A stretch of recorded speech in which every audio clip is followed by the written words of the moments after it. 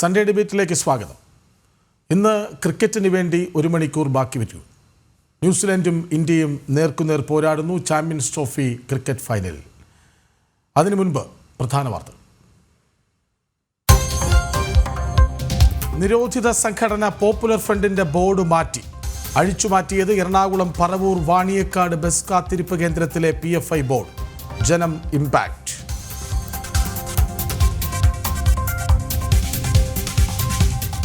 കാസർഗോഡ് കാണാതായ പെൺകുട്ടിയും യുവാവും മരിച്ച നിലയിൽ.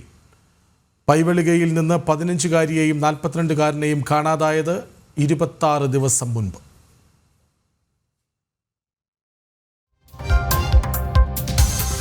ആറ്റുകാൽ ക്ഷേത്രത്തിൽ പോലീസ് ഉദ്യോഗസ്ഥയ്ക്ക് CPM കൗൺസിലറുടെ മർദ്ദനം. ഡ്യൂട്ടിയിലുണ്ടായിരുന്ന വനിതാ പോലീസിനെ കയ്യേറ്റം ചെയ്ത നടപടിക്കെതിരെ വൻ പ്രതിഷേധം. ജനകീയ മാർച്ച് നടത്തി BJP. നേരത്തെ നിങ്ങൾ തന്നെ റിപ്പോർട്ട് ചെയ്ത പോലെ, ഇപ്പോഴല്ല 4-5 മാസം മുമ്പ് നിങ്ങൾ റിപ്പോർട്ട് ചെയ്തതുപോലെ നവീൻ ബാബു അങ്ങനെ ഏതെങ്കിലും വിധത്തിലുള്ള ഒരു അഴിമതി നടത്തിയതായി അവർ കണ്ടെത്തിയിട്ടില്ല എന്ന കാര്യം അന്വേഷണങ്ങളുടെയും രേഖകൾ. ADM നവീൻ ബാബു കുറ്റക്കാരനല്ലെന്ന് റവന്യൂ മന്ത്രി. PP ദിവ്യയ്ക്ക് തെറ്റുപറ്റിയോ എന്ന ചോദ്യത്തിന് മുന്നിൽ ഉരുണ്ടുകളിച്ച് മന്ത്രി K രാജൻ. പമ്പുടമ പ്രശാന്ത് വാട്സാപ്പ് വഴി പരാതി നൽകിയത് AKG സെന്ററിനെന്ന് മൊഴി. ദിവ്യയെ തള്ളിപ്പറഞ്ഞ് CPM സംസ്ഥാന സെക്രട്ടറി. സിദ്ധരാമയ്യയുടെ ബജറ്റിൽ മുസ്ലിം മതവിഭാഗത്തിന് വാരിക്കോരി സഹായം.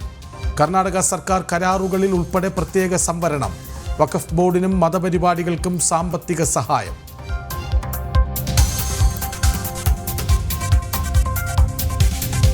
അമേരിക്കയിൽ ഹിന്ദു ക്ഷേത്രത്തിന് നേരെ ഖാലിസ്ഥാൻ ഭീകരാക്രമണം.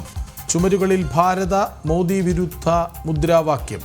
ആക്രമണം ലോസ് ഏഞ്ചൽസിൽ. ഖാലിസ്ഥാന് റഫറൻഡം നടക്കാനിരിക്കെ പ്രതിഷേധവുമായി ബാബ്സ്. അപലപിച്ച് ഭാരത്.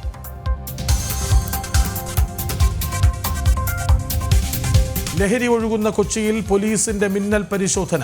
300 പേർ അറസ്റ്റിൽ. ലഹരിക്കേസിൽ വീണ്ടും അകപ്പെട്ട് CPM. ഇരവിപുരത്ത് പാർട്ടി പ്രവർത്തകൻ ദീപുവിന്റെ ഗോഡൌണിൽ നിന്ന് പിടികൂടിയത് 23 ലക്ഷം രൂപയുടെ നിരോധിത ലഹരി വസ്തുക്കൾ.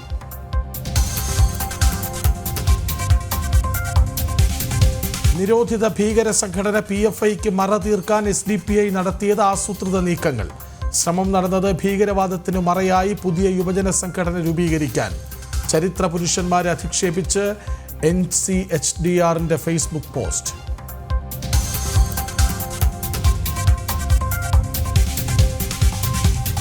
ചാമ്പ്യൻസ് ട്രോഫിയിൽ ഇന്ത്യ ന്യൂസിലൻഡ് ഫൈനൽ ഇന്ന്. മത്സരം ദുബായ് അന്താരാഷ്ട്ര ക്രിക്കറ്റ് സ്റ്റേഡിയത്തിൽ ഉച്ചയ്ക്ക് 2:30 മുതൽ. ഇന്ത്യ ഫൈനലിലെത്തിയത് എല്ലാ മത്സരങ്ങളും വിജയിച്ച്. ഇന്ത്യൻ പോരാട്ടം 3ാം കിരീട നേട്ടത്തിനായി.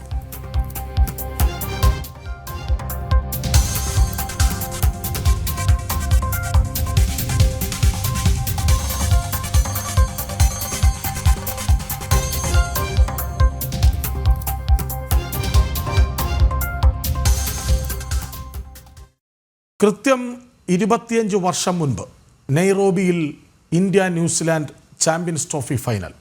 അന്ന് ഇന്ത്യയെ തോൽപ്പിച്ച് കിവീസ് കിരീടമുയർത്തി.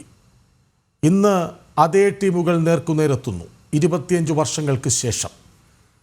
ആര് ജയിക്കും എന്നറിയാനുള്ള കാത്തിരിപ്പിലാണ് ആരാധകർ. 4 സ്പിന്നർമാർ ഇന്ത്യക്ക് വേണ്ടി മികവ് ആവർത്തിക്കുമോ? കോഹ്ലിയും രോഹിത്തും മികച്ച ഇന്നിങ്സ് പുറത്തെടുക്കുമോ? ശ്രേയസ് അതേ മികവ് തുടരുമോ? ശുഭ്മാൻ ഗിൽ എത്ര റൺസ് അടിക്കും? ചോദ്യങ്ങൾ നിരവധിയാണ്.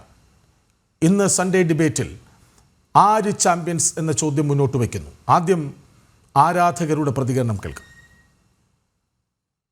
We were waiting from a long time to see Indian team കളിക്കാൻ. So we are very happy. So India has finally made it to finals and we are seeing them live on this. Hopefully Virat can hit century and then India wins championship. It's very clear. I mean, been watching the matches and definitely should hope that India will win the match. And it's a good team. It's a balanced team. There is a good balance of youth and experience. And I think at the right time people are peaking.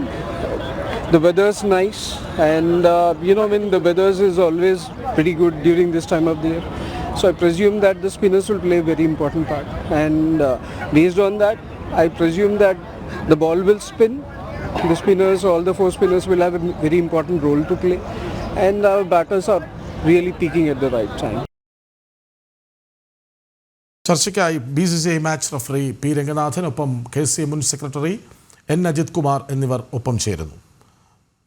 Shri N Ajith Kumar,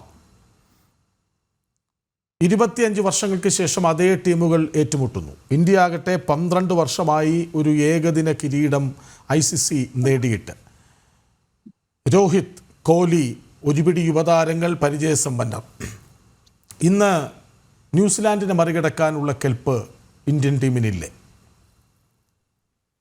തീർച്ചയായിട്ടും ഇന്ന് ഇന്ത്യക്ക് തന്നെയാണ് favourites എന്നാണ് ഞാൻ കാണുന്നത്. 2-3 കാര്യങ്ങളാണ് ഇതിന് ഞാൻ മുമ്പോട്ട് വയ്ക്കുന്നത്. ഒന്ന്, ടീം നല്ല സന്തുലിതമാണ്. കൃത്യമായിട്ട് ദുബായ് ഗ്രൗണ്ടിന്റെ പരിചയമുണ്ട്. 4 മത്സരങ്ങൾ നമ്മൾ ദുബായിൽ കളിച്ചതുകൊണ്ട് നമുക്ക് ആ വിക്കറ്റ് വളരെ നന്നായിട്ട് അറിയാം. കാരണം 2-3 ടൈപ്പ് വിക്കറ്റാണ്. അപ്പൊ ഞാൻ ഏറ്റവും അവസാനം അറിഞ്ഞത് നമ്മൾ പാകിസ്ഥാനായിട്ട് മത്സരിച്ച ആ വിക്കറ്റിലാണ് ഈ കളി നടക്കാൻ പോകുന്നതാണ്. അതൊരു 2 പേസ്ഡ് ആയിരുന്നു, പക്ഷെ സ്പിന്നിനായിരുന്നു കൂടുതൽ യോജിച്ചത്. നന്നായിട്ടറിയാം, പാകിസ്ഥാൻ മത്സരം നമ്മൾ വളരെ ഗംഭീരമായിട്ടാണ് ജയിച്ചത്. അപ്പൊ ആ വിക്കറ്റിലാണ് നടക്കാൻ പോകുന്നത് എന്നൊരു ഇൻഫർമേഷൻ വന്നിട്ടുണ്ട്. അപ്പൊ ആ വിക്കറ്റ് ആണെങ്കിൽ തീർച്ചയായിട്ടും നമുക്ക് സ്പിന്നർമാർക്ക് കൂടുതൽ ആനുകൂല്യം ഉണ്ടാവും. ഇന്ന് ശരിക്കും കളിക്കാൻ നടക്കാൻ പോകുന്നത് New Zealand batsman versus Indian spinners ആണ്.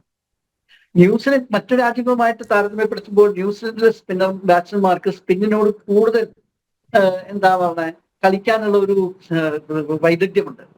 പക്ഷെ എന്നാലും ഒരു ഈ ന്യൂസിലൻഡിലുള്ള ഒരു പ്രശ്നം എന്താ പറയുക, അവരിപ്പോ ഒരു തോൽവിക്ക് ശേഷമാണ് ഇന്ത്യയെ നേരിടുന്നത്. ഇന്ത്യ ആണെങ്കിൽ ഒരു വിജയത്തിന് ശേഷം. അതുകൊണ്ട് ഇന്ത്യയുടെ എന്താ പറയുക അമിതമായ ആത്മവിശ്വാസം ഉണ്ടാവുമെന്ന് എനിക്ക് തോന്നുന്നില്ല. പക്ഷെ അതിന് ശരിക്കൊരു റിട്ടേൺ ആയി സെമിഫൈനൽസ് ഇന്ത്യ ഓസ്ട്രേലിയയെ തോൽപ്പിച്ചു എന്നുള്ളത് നമുക്ക് എല്ലാവർക്കും വളരെ സന്തോഷമുണ്ടെങ്കിലും അവസാനം അത് ഒപ്പിച്ചെടുത്തതെന്നൊരു തോന്നൽ അവസാനം ഒരെണ്ണം കിട്ടി. കാരണം ഹർദിക് പാണ്ഡ്യയുടെ ആ 2 സിക്സറാണ് കളിയെ കംപ്ലീറ്റ് മാറ്റിയത്. അതുവരെ ഓസ്ട്രേലിയ ശരിക്കും പ്രഷർ ഉണ്ടായിരുന്നു ഇന്ത്യയുടെ നേതൃത്വം. എന്നാൽ വളരെ ആധികാരികമായ വിജയത്തോടെയാണ് ന്യൂസിലൻഡ് വരവ്. 362 എന്ന കൂറ്റൻ സ്കോർ എടുത്തതിന് ശേഷമാണ് ന്യൂസിലൻഡ് കളിക്കാൻ വരുന്നത്. അപ്പൊ ആ ഒരു ആത്മവിശ്വാസം അവർക്കും ഉണ്ട്. പക്ഷെ ഒരു ഓവറോൾ പിക്ചർ നമ്മൾ എടുത്ത് നോക്കിയാൽ എനിക്ക് തോന്നുന്നത് തീർച്ചയായിട്ടും ഇന്ത്യക്കാണ് മുൻതൂക്കം. കാരണം ന്യൂസിലൻഡ് ഒരു ബോളറിനെ കുറച്ച് അവർക്ക് മാച്ച് ഹെൻറി ഇത്തിരി ഡൗട്ട്ഫുൾ ആണ് എന്നുള്ളൊരു ഇൻഫർമേഷൻ വന്നിട്ടുണ്ട്. നമുക്ക് വിരാട് കോഹ്ലിയും പരിക്കുണ്ടെന്ന വാർത്തകൾ പുറത്തു വരുന്നുണ്ട്. അതെ, മാച്ച് ഹെൻറിക്ക് പരിക്കുണ്ടെന്നാണ് വിവരം. അതിന് പകരം അവര് കോൺവേ എടുക്കാൻ പോകുന്നു എന്നൊരു ഇൻഫർമേഷൻ ഞാൻ കാലത്ത് മുതൽ ഇത് ഫോളോ ചെയ്തോണ്ടിരിക്കുകയാണല്ലോ. ഓരോ മിനിറ്റും ഓരോ കാര്യങ്ങളും നോക്കി ഇരിക്കലാണല്ലോ ഞങ്ങളുടെ ക്രിക്കറ്റിൽ താല്പര്യമുള്ള ആൾക്കാരുടെ ജോലി. അപ്പൊ മാറ്റ് ഹെൻറിക്ക് ഒരു ഇഞ്ചുറി വന്നിട്ടുണ്ട് എന്നുള്ളൊരു ന്യൂസ് ഞാൻ നെറ്റിൽ കാണുകയുണ്ടായി. അപ്പൊ ഞാൻ അദ്ദേഹത്തിന് പകരം കോൺവേ കളിക്കാനാണ് സാധാരണ ഒരു ബോളർക്ക് വരെ ഒരു ബാറ്റ്സ്മാൻ. അതായത് അവർ ബാറ്റിംഗ് കൂടുതൽ സ്ട്രെങ്തൻ ചെയ്യാൻ നോക്കുകയാണ്. 7 ബാറ്റ്സ്മാൻ, പിന്നെ ഗ്ലെൻ ഫിലിപ്സ് അസലായിട്ട് ബോൾ ചെയ്യും. അപ്പൊ അതുകൊണ്ട് അവർക്ക് ബോളറിന് ഒരു ബോളറിന്റെ കുറവ് എന്തായാലും വരാൻ പോകുന്നില്ല. ഫിലിപ്സ് അവർ ഉപയോഗിച്ചിട്ടേ ഇല്ല ബോളർ എന്ന നിലയിൽ. അദ്ദേഹം അവർ യൂസ് ചെയ്യേണ്ടി വരും. അതും ഇന്ത്യക്ക് ഒരു അഡ്വാൻറ്റേജ് ആയിരിക്കും. കാരണം ഇതുവരെ ആകെ 2-3 ഓവർ മാത്രം ബോൾ ചെയ്തിരിക്കുന്ന ഗ്ലെൻ ഫിലിപ്സ് ഇന്ന് 10 ഓവർ എറിയാൻ പോയാൽ തീർച്ചയായും അതും ഇന്ത്യക്ക് ഒരു അഡ്വാൻറ്റേജ് ആയിരിക്കും. മാറ്റ് ഹെൻറിയുടെ ആണ് അവർക്ക് ക്രൂഷ്. കാരണം ഇന്ത്യയുടെ ഏറ്റവും നന്നായിട്ട് പെർഫോം ചെയ്ത ബോളറാണ് മാറ്റ് ഹെൻറി. ടെസ്റ്റിലായിക്കോട്ടെ, ഏകദിനത്തിലായിക്കോട്ടെ, കഴിഞ്ഞ മത്സരത്തിൽ ആദ്യത്തെ 2 വിക്കറ്റ് എടുത്തത് 10 വിക്കറ്റുകളുണ്ട് ഇതുവരെ ചാമ്പ്യൻസ് ട്രോഫിയിൽ മാറ്റ് ഹെൻറിക്ക്. തീർച്ചയായിട്ടും അത് മാത്രം അവരുടെ ടോപ്പ് ബോളറും കൂടിയാണ്. അദ്ദേഹം ഇഞ്ചോർഡാണ് എന്നൊരു ഇൻഫർമേഷൻ വരുന്നുണ്ട്. അപ്പൊ അദ്ദേഹം ഇല്ലെങ്കിൽ അത് വീണ്ടും ഇന്ത്യക്ക് ഒരു കരുത്തായിരിക്കും എന്നാണ് ഈ അവസരത്തിൽ എനിക്ക് പറയാം. ശ്രീ N അജിത് കുമാർ, അതായത് ഈ ഇന്ത്യക്ക് മാത്രം കിട്ടിയ ഒരു മഹാഭാഗ്യമുണ്ടല്ലോ, പാകിസ്ഥാനിൽ പോയില്ല, ഇന്ത്യക്കെതിരെ കളിക്കാൻ ന്യൂസിലാൻഡ് ഇവിടെ വന്നു, തിരിച്ച് അവിടെ പോയി വീണ്ടും കളിച്ചു. ശരിക്കും ഒരു ഹോം ഗ്രൗണ്ട് പോലെ ഇന്ത്യക്ക് മാത്രമായി കിട്ടിയ ഒന്നാണ് ദുബായിലെ പിച്ചുകൾ, ദുബായ് ഗ്രൗണ്ട്. അവിടെ ആകട്ടെ സ്പിന്നിന് അനുകൂലമായ പിച്ചാണ്. പാകിസ്ഥാൻ ഇന്ത്യയോട് വിയർത്തത് നമ്മൾ കണ്ടതാണ്. എല്ലാ ടീമുകളും വലിയ സ്കോറിലേക്കൊന്നും പോകാൻ കഴിഞ്ഞില്ല. ഒരു അറൗണ്ട് 240, 270 എന്ന നിലയ്ക്കൊക്കെ നിൽക്കുന്ന ഒരു സാഹചര്യമായിരുന്നു. അവിടെയാണ് 4 സ്പിന്നർമാർ, വരുൺ ചക്രവർത്തി കൂടി വന്നതോടെ കടുപ്പം കൂടിയ ബൗളിംഗ് നിര, എന്ന് തന്നെ പറയണം. കാരണം ഏതൊരു ക്യാപ്റ്റനും ഒരുപക്ഷെ ഹർദിക് പാണ്ഡ്യയെ പോലെ ഒരു സ്ട്രൈക്ക് ബൗളർ എന്ന് പറയാനാകാത്ത ഒരാളെ കൂട്ടി 2 പേസ് ബൗളേഴ്സ്, ബാക്കി 4 സ്പിന്നേഴ്സ് എന്ന തലത്തിലേക്ക് പോകുന്നു. ഈ സ്പിൻ വിക്കറ്റ് എന്നത്, ഈ 4 സ്പിന്നർമാരുടെ പെർഫോമൻസ്, ഇതൊക്കെ എത്ര കണ്ട് ഇന്ത്യക്ക് അനുകൂലമാകുന്നുണ്ട്? അതൊക്കെയാണ് ഞാൻ പറഞ്ഞത്. ഇപ്പൊ വിക്കറ്റ് ഇപ്പൊ പാകിസ്ഥാനുമായിട്ടുള്ള മത്സരത്തിൽ കളിച്ച വിക്കറ്റ് ആണെങ്കിൽ അത് തീർച്ചയായിട്ടും അത് സ്പിന്നിന് വളരെ അനുകൂലമായ ഒരു വിക്കറ്റ് ആയിരുന്നു. നമ്മുടെ സ്പിന്നേഴ്സ് വളരെ നന്നായിട്ട് ബോൾ ചെയ്തല്ലോ പാകിസ്ഥാനായിട്ട്. എല്ലാവർക്കും വിക്കറ്റ് കിട്ടി ആ മത്സരത്തിൽ. അപ്പൊ അങ്ങനെ ഒരു മത്സരമാകുമ്പോൾ അന്ന് വരുൺ കളിച്ചില്ല. അന്ന് വരുൺ കളിക്കാത്ത ദിവസമാണ്. വരുൺ കളിച്ചത് ന്യൂസിലൻഡ് ആയിട്ടാണ്. മറ്റേ 3 സ്പിന്നേഴ്സ് 3 പേർക്കും നന്നായിട്ട് ബോൾ ചെയ്യാൻ പറ്റി. നന്നായിട്ട് നമ്മള് അക്ഷർ പട്ടേല് റിസ്വാന്റെ വിക്കറ്റ് എടുത്തൊക്കെ നമുക്ക് മറക്കാൻ പറ്റുമോ? ആ ക്ലീൻ ബോൾഡ് ആക്കിയത് ഒരു സെഞ്ചുറി പാർട്ട്ണർഷിപ്പിന് ശേഷം. അപ്പൊ ഇന്ത്യൻ സ്പിന്നേഴ്സ് ആണ് ആ മത്സരത്തിലും ആധിപത്യം പുലർത്തിയത്. അപ്പൊ അതേ വിക്കറ്റിൽ വീണ്ടും ഉള്ളപ്പോൾ വരുണും കൂടി ഉണ്ടായാൽ സംശയിക്കേണ്ട, നമ്മുടെ ബോളിംഗ് വളരെ കരുത്ത് നേടും. പക്ഷെ ഇത്തവണ കളിക്കുന്നത് ന്യൂസിലൻഡ് ആയിട്ടാണ്. പിന്നെ താങ്കൾ ഒരു ഹോം അഡ്വാൻറ്റേജ് എന്നൊക്കെ പറഞ്ഞത് അതൊക്കെ വെറുതെ ഒരു വിഷണറി ആയിട്ട് ഞാൻ കാണാറുള്ളൂ. കാരണം ഇവരൊക്കെ ഇന്റർനാഷണൽ പ്ലേയേഴ്സ് ആണ്. ഏത് സാഹചര്യത്തിലും നന്നായിട്ട് കളിക്കാവുന്ന പ്ലേയേഴ്സ് ആണ് ഈ ന്യൂസിലൻഡ് എല്ലാ പ്ലേയേഴ്സും. അപ്പൊ അവർക്കൊരു ഹോം അഡ്വാൻറ്റേജ് ഭയങ്കരമായിട്ട് ഇന്ത്യക്ക് ഉണ്ട് എന്നുള്ളത്. വേറൊരു കാര്യം കണ്ടിട്ടുണ്ടോ? ന്യൂസിലൻഡിലെ ഒരൊറ്റ ക്രിട്ടിക്ക് പോലും അതിനെക്കുറിച്ച് സംസാരിച്ചിട്ടില്ല. ഞാനത് ശരിക്കും ഒബ്സർവ് ചെയ്തു. ഓസ്ട്രേലിയൻസ് സംസാരിക്കുന്നത്, ഇംഗ്ലീഷുകാർ സംസാരിക്കുന്നത്, പലരും പാകിസ്ഥാനീസ് സംസാരിച്ച് ഇന്ത്യക്ക് ഭയങ്കര അഡ്വാൻറ്റേജ്. പക്ഷെ ഒരൊറ്റ ന്യൂസിലൻഡ് താരമോ പഴയ താരമോ അവരുടെ ഒഫീഷ്യൽസോ ആരും തന്നെ ഇന്ത്യക്ക് അത് വലിയൊരു അഡ്വാൻറ്റേജ് ആണെന്ന് ഒരിക്കലും ഒരിടത്തും പറഞ്ഞിട്ടില്ല. കാരണം അവർക്ക് നന്നായിട്ട് അറിയാം ഒരു ഇന്റർനാഷണൽ ടീം നല്ലൊരു ടീം പെർഫോം ചെയ്യുന്ന ഒരു ടീം ഏത് സാഹചര്യത്തിലും എവിടെയും നന്നായിട്ട് കളിക്കണം. അത് കളിക്കാനുള്ള എന്താ കഴിവ് ഈ ന്യൂസിലൻഡ് ടീമിനുണ്ട്. അപ്പൊ അതുകൊണ്ട് ഈ ഹോം അഡ്വാൻറ്റേജ് എന്നുള്ളത് ഒരു വലിയൊരു അഡ്വാൻറ്റേജ് ആയിട്ട് ഞാൻ കാണുന്നില്ല. തീർച്ചയായിട്ടും ഒരു കാര്യം ഡെഫിനറ്റ് ആണ്, ടീം ആദ്യം ബാറ്റ് ചെയ്യുന്നവർക്ക് ഒരു അഡ്വാൻറ്റേജ് ഇവിടെ ഉണ്ട്. അത് സംശയിക്കണ്ട. ആദ്യം ബാറ്റ് ചെയ്യുന്നവർക്ക് ഒരു അഡ്വാൻറ്റേജ് ഉണ്ട്. അവര് കാര്യം ഇന്ത്യ ചേസ് ചെയ്തിട്ട് 2 മത്സരം ജയിച്ചെങ്കിലും ന്യൂസിലൻഡ് ആയിട്ട് ആദ്യത്തെ ബാറ്റ് ചെയ്തിട്ട് ഏറ്റവും കുറവ് ഇന്ത്യ സ്കോർ ചെയ്ത ന്യൂസിലൻഡിനോടാ 249. പക്ഷെ അത് നമ്മൾ അവരെ 205-ന് ഓൾ ഔട്ട് ആക്കി നമ്മൾ 44 റണ്ണിന് വിജയിക്കുകയും ചെയ്തു. അപ്പൊ അന്ന് ശരിക്കും നമ്മൾ സ്പിന്നിന്റെ കാര്യം കണ്ടു. ആദ്യം ബാറ്റ് ചെയ്യുന്നത് തീർച്ചയായും എനിക്കൊരു ടീമിൽ 14 തവണ ടോസ് തോറ്റ ഇന്ത്യൻ ക്യാപ്റ്റന്മാർ, അത് 11 തവണ രോഹിത്തും 3 തവണ KL രാഹുലുമാണ്. അപ്പോൾ 14 തവണ ടോസ് തോറ്റ ഇന്ത്യൻ ക്യാപ്റ്റൻ ഇന്ന് വിജയിച്ചെങ്കിൽ അതൊരു ക്രൂഷ്യൽ ആയിരിക്കും എന്നാണ് എൻ്റെ ഒരു ആദ്യമായിട്ടുള്ളത് പറയാനുള്ളത്. ശ്രീ അജിത് കുമാർ, അതായത് നമ്മൾ ഈ ഒരുപക്ഷെ യുവരാജ് സിംഗ് വിരമിച്ച ശേഷം സെക്കൻഡ് ഡൗണിൽ കൃത്യമായി പെർഫോം ചെയ്യുന്ന ഒരു ബാറ്റർ വന്നു കണ്ടില്ല. പക്ഷെ അടുത്തിടെയായി ആ ലോകകപ്പ് മുതൽ ഇങ്ങോട്ട് ശ്രേയസ് അയ്യർ എന്ന താരത്തിൻ്റെ മികവ് കൃത്യമായി കുറച്ചു പന്തുകളിൽ എത്ര ടെൻഷൻ സിറ്റുവേഷൻസ് ആണെങ്കിൽ പോലും അതിനെയൊക്കെ മറികടന്ന് നന്നായി കളിക്കുക, അതിവേഗത്തിൽ റൺസ് എടുക്കുക, കൂടുതൽ സിംഗിൾസും ഡബിൾസും എടുത്ത് സ്ട്രൈക്ക് ചേഞ്ച് ചെയ്യുക, അങ്ങനെ കൃത്യമായൊരു സെക്കൻഡ് ഡൗൺ ബാറ്റ്സ്മാനായി ശ്രേയസ് വളർന്നത് ഇന്ത്യൻ ടീമിന് മുതൽക്കൂട്ടല്ലേ? തീർച്ചയായിട്ടും ശ്രേയസിന്റെ വരവ് ഇപ്പൊ ഏറ്റവും ബെസ്റ്റ് ഒരു ക്രൈസിസ് പോയിന്റ്.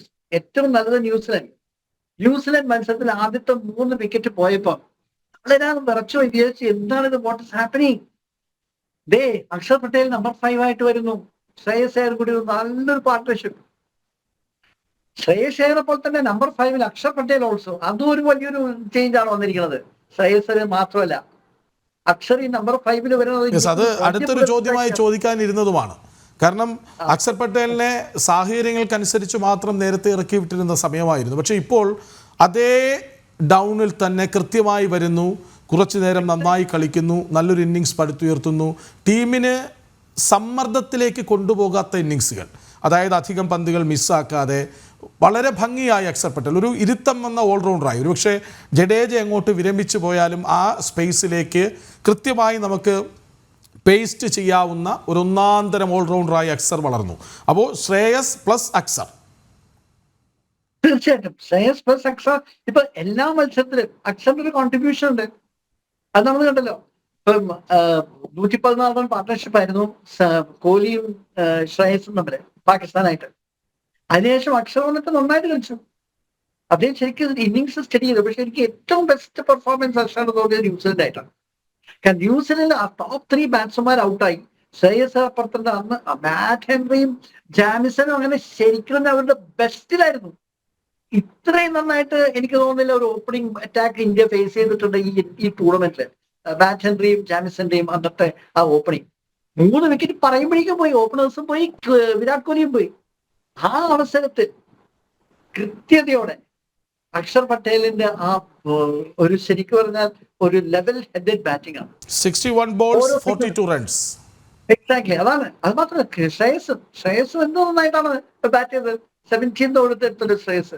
രണ്ടുപേരും കൂടി ആ ടീമിനെ ഒരു 100+ എത്തുക എന്ന് പറഞ്ഞാൽ അപ്പൊ തന്നെ കോൺഫിഡൻസ് ആയി. പിന്നെ രാഹുലും നന്നായിട്ട് ബാറ്റ് ചെയ്തു. ഹാർദിക്ക് യൂഷ്വൽ അദ്ദേഹത്തിന്റെ ഒരു ക്യാമിയോ എപ്പോഴും ഉണ്ടല്ലോ, ഒരു 10-12 ബോളില് ഒരു 25-30 റൺ എടുത്ത് പോവാ. ഹാർദിക്കിനൊക്കെ അതാണ് ഹാർദിക്ക് ചെയ്യേണ്ടതും അദ്ദേഹം വളരെ ഇഫക്റ്റീവായിട്ട് ചെയ്യുന്നതും. പക്ഷെ അത് അദ്ദേഹത്തിന് ചെയ്യണമെങ്കിൽ ഒരു ഫൗണ്ടേഷൻ വേണം. ഓൺ ദ കോൺട്രി ഒരു 25 for 5 ഹാർദിക്ക് വന്നാൽ 25 for 6 ആവും, യാതൊരു സംശയമില്ല. ഹാർദിക്കിന് അങ്ങനത്തെ സിറ്റുവേഷൻ കളിക്കാൻ സാധ്യമല്ല.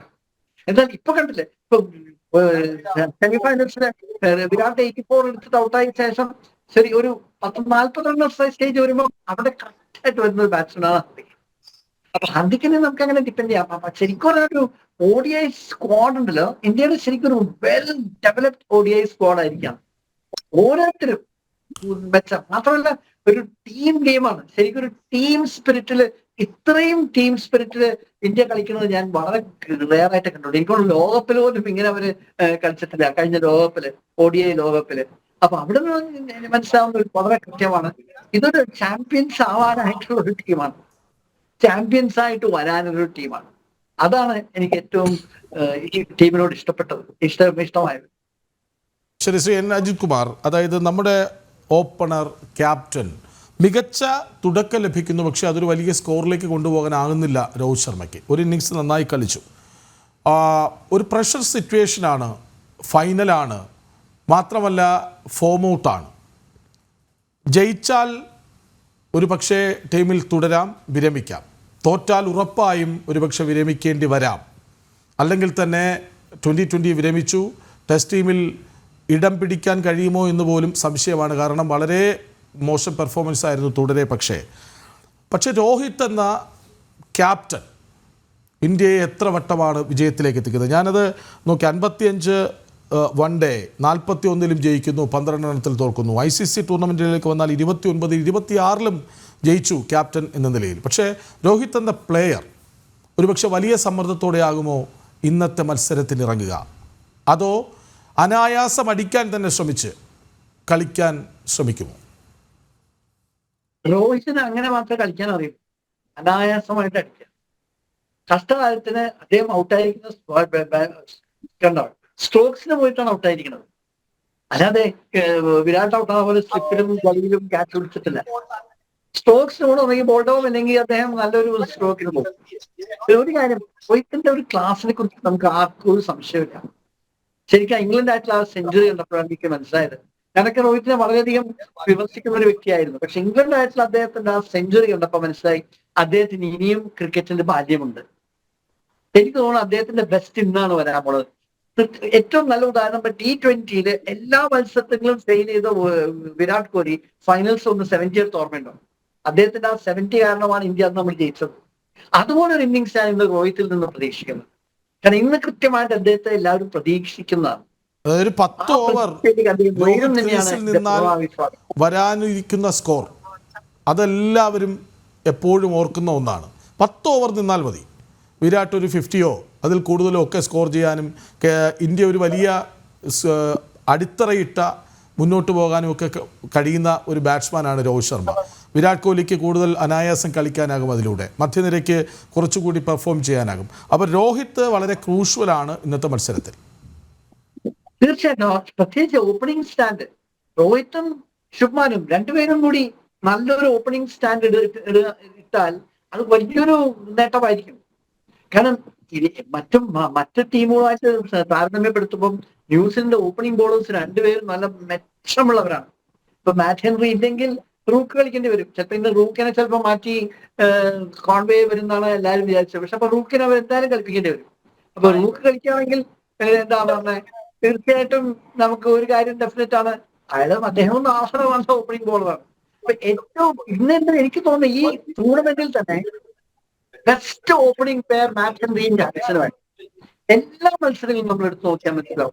ന്യൂസിലൻഡ് കളിച്ച എല്ലാ മത്സരങ്ങളും തുടക്കത്തിൽ തന്നെ ഒരു സ്റ്റാർട്ട് ഈ രണ്ട് ബോളേഴ്സും ന്യൂസിലൻഡിന് നൽകിയിട്ടുണ്ട്. അപ്പൊ അതുകൊണ്ട് പ്രത്യേകിച്ചും ഇത്തവണ രോഹിത് വളരെ കൂടുതൽ കെയർഫുൾ ആയിരിക്കും. വളരെ എന്താ പറയുക, അദ്ദേഹത്തിന്റെ ഒരു സ്വതസിദ്ധമായ ശൈലിയിൽ അങ്ങോട്ട് സ്ട്രോക്ക് പ്ലേയിലേക്ക് അദ്ദേഹം ഉടനെ നീങ്ങും എന്ന് എനിക്ക് തോന്നുന്നില്ല.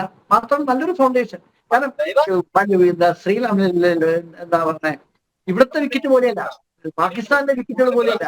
ഇവിടെ ശരിക്കും പറഞ്ഞാൽ ഒരു 270 എത്തുകയാണെങ്കിൽ തന്നെ നമുക്ക് ഒരു വിന്നിംഗ് സ്കോർ ആയിട്ട് കാണാൻ പറ്റും. നമ്മൾ 249 എടുത്തിട്ടല്ലേ ന്യൂസിലൻഡിനെ തോൽപ്പിച്ചത്. ഒരു 270 എത്തിയാൽ തന്നെ നമുക്ക് ബോളേഴ്സിന് നല്ലൊരു ഫൗണ്ടേഷൻ കിട്ടും, അവർക്കൊരു ബോൾ ചെയ്യാനുള്ള ധൈര്യം കൂടും.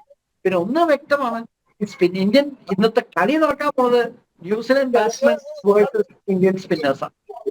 ചർച്ചയിലേക്ക് തിരികെ ശ്രീ അജിത് കുമാർ, വിരാട് കോഹ്ലി ചേസ് മാസ്റ്റർ എന്നറിയപ്പെടുന്ന താരം, ക്രൂഷ്യൽ മാച്ചസിൽ വളരെ ഫ്രീ ആയി കളിക്കുന്ന, അഗ്രഷനോടുകൂടി അനായാസം കളിക്കുന്ന ഒരാളാണ് വിരാട് കോഹ്ലി. വിരാട് കോഹ്ലി ഫോം ഔട്ടാണോ എന്നൊക്കെ സംശയങ്ങൾ മുന്നോട്ട് വന്നിരുന്നു ഈ ചാമ്പ്യൻസ് ട്രോഫിക്ക് മുൻപ്. പക്ഷെ അതിനുശേഷം കളിക്കേണ്ട സമയങ്ങളിൽ കൃത്യമായി കളിച്ച് ടീമിനെ വിജയത്തിൽ എത്തിച്ചു മടങ്ങി ആ താരം. നോക്കൂ, ഇന്ന് അതുപോലൊരു ക്രൂഷ്യൽ മാച്ച്, സമ്മർദ്ദങ്ങൾ ഒരുപാട് വരാൻ സാധ്യതയുള്ള കളി. ഈ സമ്മർദ്ദം കൂടുമ്പോൾ അതിനനുസരിച്ച് ഫ്രീ ആകുന്ന വിരാട് കോഹ്ലി, ഇന്ന് പരിക്കുണ്ടെന്ന് വാർത്തകൾ പുറത്തു വരുന്നുണ്ട്. പക്ഷേ എന്ത് പരിക്കുണ്ടെങ്കിലും കളിപ്പിച്ചേ മതിയാകൂ എന്നൊരവസ്ഥയാണ് ഇപ്പോൾ വിരാട് കോഹ്ലിയെ. കാരണം നിർണായക ഫൈനലാണ്. ഈ ഏകദിന കിരീടങ്ങളുടെ വറുതിക്ക് അറുതി വരുത്തേണ്ടത് രോഹിത്തിനും കോഹ്ലിക്കുമൊക്കെ അത്യാവശ്യവുമാണ്. മാത്രമല്ല, വിരമിക്കാൻ എന്തെങ്കിലും പ്ലാൻ ഉണ്ടെങ്കിൽ ജയിച്ചു മതിയാക്കാനാകും രണ്ടുപേരും തീരുമാനിക്കുക. അതായത് വിരാട് കോഹ്ലി എന്ന താരം, അതിലേക്ക് നമ്മൾ വിരൽ ചൂണ്ടിയാൽ എന്ത്? ഈ ടൂർണമെന്റ് ഏറ്റവും നന്നായിട്ട് കളിച്ചിരിക്കുന്നത് വിരാട് കോഹ്ലിയാണ്. അദ്ദേഹം ഇപ്പം ആഗ്രിഗേറ്റ് തന്നെ ഇന്ത്യയുടെ ഇപ്പൊ ടോപ്പായിട്ട് നിൽക്കുന്നതും വിരാട് തന്നെയാണ്. 217 റൺസ് സ്വന്തമായി ഇപ്പൊ തന്നെ, ഒരു സെഞ്ചുറിയും ഒരു 84 എടുത്തോടെ. ന്യൂസിലൻഡായിട്ട് മാത്രമേ ഒരു കംപ്ലീറ്റ് ഫെയിലിയർ ആയിരുന്നു. അപ്പൊ അങ്ങനെ ഒരു താരം ഇന്ന് വളരെ ക്രൂഷ്യലാണ്, യാതൊരു സംശയം. ചേസ് ചെയ്താലും ശരി, ആദ്യം ബാറ്റ് ചെയ്താലും ശരി. കാരണം ആദ്യം ബാറ്റ് ചെയ്യണമെങ്കിൽ നമ്മളൊരു ഹൈ സ്കോർ എയിം ചെയ്യണമെങ്കിൽ വിരാട്ടിന്റെ ആവശ്യം, വിരാട്ടിന്റെ പ്രസൻസ് അത്യാവശ്യമാണ്. അപ്പൊ പ്രത്യേക താങ്കൾ പറഞ്ഞത് ചേസ് മാസ്റ്റർ ആണ്. ചേസ് ചെയ്യുമ്പോൾ അദ്ദേഹത്തിന്റെ ബെസ്റ്റ് പുറത്തേക്ക് വരികയും ഇന്ന് ചേസ് ചെയ്യാനുള്ള ഒരു റിസ്ക് എടുക്കുന്ന എനിക്ക് തോന്നുന്നില്ല. ഇപ്പൊ ഇന്ന് ചേസ് ചെയ്യാന്നൊക്കെ പറഞ്ഞാൽ ഇന്ന് റിസ്കിയാണ്, യാതൊരു സംശയമില്ല. പ്രത്യേകിച്ച് നമ്മൾ ടോസ് വിൻ ചെയ്താൽ നമുക്കൊന്നും ചെയ്യാൻ പറ്റില്ല. ന്യൂസിലൻഡ് ആദ്യം ബാറ്റ് ചെയ്യുന്നുള്ളത് യാതൊരു സംശയമില്ല. അപ്പൊ അങ്ങനത്തെ ഒരു സാഹചര്യത്തിൽ അന്ന് പിന്നെ നമ്മൾ ചേസ് ചെയ്യേണ്ടി വരും. പക്ഷെ ചേസ് ചെയ്താലും ശരി, ആദ്യം ബാറ്റ് ചെയ്താലും ശരി, വിരാട്ടിന്റെ പ്രസൻസ് വളരെ ക്രൂഷ്യലാണ്, പ്രത്യേകിച്ച് ഈ ഫൈനൽസ്. കാരണം അത് വീണ്ടും ഫോം തിരിച്ചു വന്നിരിക്കുന്നു. കാരണം തീരെ കംപ്ലീറ്റ് ഫോം ഔട്ട് ആയിരുന്ന ആള് ഇംഗ്ലണ്ട് ആയിട്ടുള്ള ഒരു 50യോടെ ഒരു തിരിച്ചു വന്നു. ദുബായിൽ എന്നും വിരാട് നന്നായിട്ട് കളിക്കുന്ന ഒരു സ്ഥലം കൂടിയാണ്. അദ്ദേഹം നന്നായിട്ട് പെർഫോം ചെയ്യുന്ന ഒരു സ്ഥലം കൂടിയാണ്. ആ വിക്കറ്റ് അദ്ദേഹത്തിന് വളരെ താല്പര്യമുള്ള വിക്കറ്റാണ്. അദ്ദേഹം നന്നായിട്ട് കളിക്കുന്ന സ്ഥലമാണ്. അപ്പൊ അങ്ങനെ ഒരു സ്ഥലത്ത് അദ്ദേഹത്തിന് ഫോം തിരിച്ചു കിട്ടി. പാകിസ്ഥാനായിട്ട് നല്ലൊരു സെഞ്ചുറി, ഓസ്ട്രേലിയയായിട്ട് ക്രൂഷ്യൽ സെമി ഫൈനൽസില് ഒരു 84. അപ്പൊ ഈ രണ്ട് ഇന്നിങ്സിലൂടെ ഒന്ന് തീർച്ചയാണ്, വിരാട് വീണ്ടും പഴയ വിരാട്ടായി മാറിയിട്ടുണ്ട്. 51 സെഞ്ചുറി തെണ്ടുൽക്കറിനെക്കാളും മുമ്പോട്ട് പോയി. 50s 74 50s ആയി. അപ്പൊ അതും തെണ്ടുൽക്കറിന് 96 50s ആണ്. 96 എത്തിയില്ലെങ്കിലും നല്ലൊരു റെക്കോർഡ് തീർച്ചയായിട്ടും അദ്ദേഹത്തിന്റെ ഭാഗത്തുണ്ട്. അപ്പൊ റെക്കോർഡ്സ് ഒക്കെ മാറുന്നാലും അദ്ദേഹത്തിന് ഏറ്റവും പ്രധാനപ്പെട്ട കാര്യം അദ്ദേഹം നന്നായിട്ട് പെർഫോം ചെയ്യുക. അദ്ദേഹം നന്നായിട്ട് പെർഫോം ചെയ്താൽ ഇന്ത്യ നന്നായിട്ട് പെർഫോം ചെയ്യും. ഇന്നത്തെ ഒരു മത്സരത്തിൽ അദ്ദേഹത്തിന്റെ ഇഞ്ചുറിയെ പറ്റി ഇപ്പം കൃഷ്ണാജി പറഞ്ഞപ്പോഴാണ് ഞാൻ അറിയുന്നത്. കാരണം ഇത്രയും ദിവസം കുറെ നേരമായിട്ട് ഇങ്ങനെ ഫോളോ ചെയ്തുകൊണ്ടിരിക്കുന്നു. വിരാട്ടിന്റെ ഇഞ്ചുറിയെ പറ്റി ഒന്നും ഒരിടത്തും കണ്ടില്ല. പക്ഷെ ഇഞ്ചുറി ഉണ്ടെന്നുണ്ടെങ്കിൽ ഒരു പ്രശ്നമാണ്. പക്ഷെ എന്നാലും അദ്ദേഹത്തെ പോലെ ഇത്രയും സൂപ്പർബ്ലി ഫിറ്റ് ആയിട്ടൊരു വ്യക്തി ഇൻഡോർ ആവാൻ ഇത്തിരി ബുദ്ധിമുട്ടാണ്. ഇഞ്ചുറി ആണെങ്കിൽ അത് വളരെ മൈനർ ആയിരിക്കുന്നതാണ് എനിക്ക് തോന്നുന്നത്. അദ്ദേഹം ഇവർ കളിച്ചേ പറ്റൂ, അത്യാവശ്യമാണ്. അതായത് ഇന്നലെ കാലിൽ പന്ത് കൊണ്ട് പ്രാക്ടീസ് മുഴുമിക്കാനായില്ല എന്നതാണ് വാർത്ത. പക്ഷേ വിരാടല്ലേ, സർവ്വശക്തിയും എടുത്ത് തിരിച്ചു വരാൻ കെൽപ്പുള്ള താരമാണ്. സ്വാഭാവികമായി കളിക്കുമെന്ന് നമുക്ക് പ്രതീക്ഷിക്കാം. ഒറ്റ ചോദ്യം കൂടി ശ്രീ അജിത് കുമാർ, ഈ KL രാഹുൽ എന്ന താരം ഈ ചാമ്പ്യൻസ് ട്രോഫിക്ക് മുൻപ് വരെ എന്തിന് KL രാഹുലിനെ ഇങ്ങനെ അവസരങ്ങൾ കൊടുത്ത് കളിപ്പിക്കണം എന്നൊരു ചോദ്യം ഉണ്ടായിരുന്നു. എന്തിനോ വേണ്ടി ഒളിപ്പിച്ച് കളിപ്പിക്കുന്നു എന്നൊരു തോന്നൽ.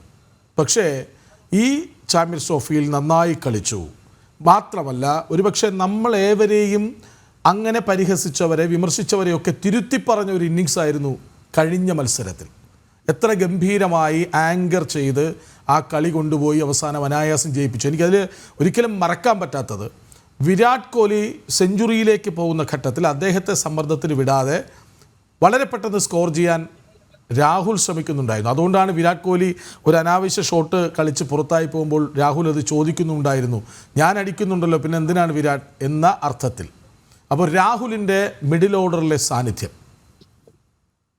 തീർച്ചയായിട്ടും ഇപ്പൊ എല്ലാ മത്സരങ്ങളും രാഹുൽ നന്നായിട്ട് കളിച്ചിട്ടുണ്ട്. ആദ്യത്തെ ഒരു മത്സരം വന്നപ്പോ തന്നെ ഒരു സമ്മർദ്ദത്തിലില്ലെങ്കിൽ രാഹുൽ അത്രയും സീരിയസ് ആയിട്ട് കളിക്കാറില്ലെന്നാണ്. പിന്നെ അദ്ദേഹത്തിന്റെ കീപ്പിങ്ങിനെ കുറിച്ച് നമ്മൾ എന്താ പറയാ, കാരണം ഏറ്റവും ബെസ്റ്റ് എനിക്ക് തോന്നുന്നു ഇത്രയും നല്ലൊരു കീപ്പർ നമുക്ക് കിട്ടുന്നു. കാരണം ഇങ്ങനെ ഒരു ഏറ്റവും ന്യൂസിലൻഡിന്റെ ലാറ്റം വിക്കറ്റ് കീപ്പർ ബാറ്റ്സ്മാൻ ആയതുകൊണ്ടാണ് അവർക്ക് ഒരു അഡീഷണൽ ബാറ്റ്സ്മാനെ അവർക്ക് എടുക്കാൻ പറ്റുന്നു. ആ ഒരു ലക്ഷറി ഇന്ത്യക്കുണ്ട്. ഇപ്പം ഋഷഭും അതുപോലെ തന്നെ ഒരു പ്ലെയർ ആണ്, അദ്ദേഹം ഒരു ബാറ്റ്സ്മാനായിട്ട് നമുക്ക് എടുക്കാം. പക്ഷെ ഒന്ന് തീർച്ചയാണ്, ഈ ടൂർണമെന്റിൽ രാഹുൽ അദ്ദേഹത്തിന്റെ കീപ്പിങ്ങിന്റെ മികവും കൂടി കാണിച്ചിട്ടുണ്ട്. ഇത്രയും നന്നായിട്ട് കീപ്പ് ചെയ്തിട്ടുള്ള എനിക്ക് തോന്നുന്നില്ല അടുത്ത കാലത്തൊന്നും ഞാനൊരു കീപ്പർ കളിക്കണമെന്നില്ല. ലോകകപ്പിന് അദ്ദേഹം കീപ്പ് ചെയ്തു, വളരെ നന്നായിട്ട് കീപ്പ് ചെയ്തു. അപ്പൊ ഓപ്പർച്യൂണിറ്റി കിട്ടുമ്പോൾ രാഹുൽ ഗംഭീരമായിട്ട് കളിക്കും. പക്ഷെ കഷ്ടം എന്താണ്, രാഹുലിന് വളരെയധികം കോമ്പറ്റീഷനാണ് ആ സ്പോട്ടിന്. സർഫറാസ് ഖാൻ അന്ന് 150 എടുത്തപ്പം രണ്ടാമത്തെ ടെസ്റ്റ് രാഹുലിനെ മാറ്റി സർഫറാസ് ഖാൻ കണ്ടിന്യൂ ചെയ്തു. അപ്പൊ അങ്ങനത്തെ ചില പ്രശ്നങ്ങളാണ്. രാഹുലിന് എപ്പോഴെങ്കിലും ഒരു ചെറിയൊരു മോശം പെർഫോമൻസ് ഉണ്ട്, മോശം നില 20 റണ്ണിനേക്കാളും കുറവാണെങ്കിൽ ഉടനെ ഡ്രോപ്പ് ചെയ്യും. അങ്ങനത്തെ ഒരു പ്ലെയറാണ് രാഹുൽ. അദ്ദേഹത്തിന് ശരിക്കും കൺസിസ്റ്റന്റ് ആയിട്ട് എടുത്താൽ സംശയിക്കേണ്ട അദ്ദേഹം ഒരു വലിയ മുതൽക്കൂട്ടാണ്. മാത്രമല്ല ഒരു ക്രിക്കറ്റിംഗ് ബ്രെയിനാണ്. അദ്ദേഹമാണ് ശരിക്കും ക്യാപ്റ്റൻ ആവേണ്ടത് രോഹിത്തിന് ശേഷം. ഇന്ത്യൻ ടീമിലെ ക്യാപ്റ്റൻ ആവേണ്ടത് KL രാഹുലാണ്. കാരണം അത്രയും നല്ല ക്രിക്കറ്റിംഗ് ബ്രെയിനാണ് രാഹുലിന്റെ. പക്ഷെ ടീമിൽ ഒരു സ്ഥിരമായ സ്പോട്ട് ഇല്ല എന്നുള്ളൊരു പ്രശ്നം മാത്രമേ രാഹുലിനുള്ളൂ. കിട്ടുന്ന ഓപ്പർച്യൂണിറ്റി വളരെ നന്നായിട്ട് പെർഫോം ചെയ്യുന്നു. ആ പെർഫോമൻസ് നമ്മൾ ഈ ലോകത്തിൽ കണ്ടതുമാണ്. അദ്ദേഹം ഒരു ശരിക്കൊരു മുതൽക്കൂട്ടാണ്. എനിക്ക് ആ കാര്യത്തിൽ ഗൗതം ഗംഭീറിനെ 100% ശ്ലാഘിച്ചേ പറ്റൂ. അദ്ദേഹം രാഹുലിനെ ഋഷഭിനേക്കാളും പ്രിഫർ ചെയ്തത്. പലപ്പോഴും കോമന്ററി ടീം എപ്പോഴും എന്നിട്ട് എപ്പോഴും ഋഷഭിനെ ഈ ടിവിക്കാർ കാണിക്കുമ്പോൾ അദ്ദേഹം ഇടയ്ക്കിടയ്ക്ക് രവി ശാസ്ത്രി പറഞ്ഞ ഞങ്ങൾ കേട്ടിട്ടുണ്ട് എന്തുകൊണ്ട് ഋഷഭിനെ എടുക്കുന്നില്ല എന്ന്. പക്ഷെ ഋഷഭിന് ഇപ്പോഴത്തെ ഈ ടൂർണമെന്റിൽ തീർച്ചയായിട്ടും രാഹുലിന്റെ പെർഫോമൻസ് ഹാസ് ബീൻ ഔട്ട്സ്റ്റാൻഡിങ്. അദ്ദേഹം തന്നെ ഈ ODIയിൽ വിക്കറ്റ് കീപ്പറായിട്ട് കണ്ടിന്യൂ ചെയ്യണമെന്നാണ് എന്റെ പേര്. ടെസ്റ്റിനാണെങ്കിൽ അത് ഋഷഭാണ് ബെസ്റ്റ്. ടെസ്റ്റിന് ഋഷഭ് പന്ത് തന്നെ വേണം. എന്നാൽ ODIക്ക് രാഹുലാണ് ബെസ്റ്റ്. ഇപ്പോൾ ദുബായ് സ്റ്റേഡിയത്തിന് മുന്നിൽ നിന്ന് ഷിൻസ് സെബാസ്റ്റ്യനും സ്പോർട്സ് ഡെസ്കിൽ നിന്ന് നിഖിലും ഒപ്പം ചേരും. ആദ്യം ഷിൻസിലേക്ക്. ഷിൻസ്, കുറച്ച് പ്രേക്ഷകർ നേരത്തെ പ്രതികരിച്ചത് കണ്ടു. സാഹചര്യങ്ങളെല്ലാം ഇന്ത്യക്ക് അനുകൂലമാണ്, അവരുടെ വിജയം തന്നെയാണ് നമ്മൾ പ്രതീക്ഷിക്കുന്നത്. നല്ല കാലാവസ്ഥയാണ്, സ്പിൻ ട്രാക്കാണ്, ഇന്ത്യക്ക് കളിച്ച് പരിചയമുള്ള വേദി, എതിരാളികളെ തോൽപ്പിച്ചത് ഒക്കെ അവർ പറയുന്നുണ്ടായിരുന്നു. ആരാധകർ കൂടുതലായി എന്തു പറയുന്നു? ഇന്ത്യൻ ആരാധകരുടെ ഏക പ്രതീക്ഷ ഇന്ത്യ വിജയിക്കുമെന്ന് തന്നെയാണ്. അവർക്ക് അത് തന്നെയാണ് പറയാനുള്ളത്. ഇന്ത്യ മികച്ച വിജയം നേടും. കഴിഞ്ഞ 4 മത്സരങ്ങളും ഇന്ത്യ ഉജ്ജ്വലമായി തന്നെ വിജയിച്ചിരുന്നു. അതിന്റെ ആത്മവിശ്വാസം ആരാധകരിലേക്കും എത്തിയിട്ടുണ്ട്.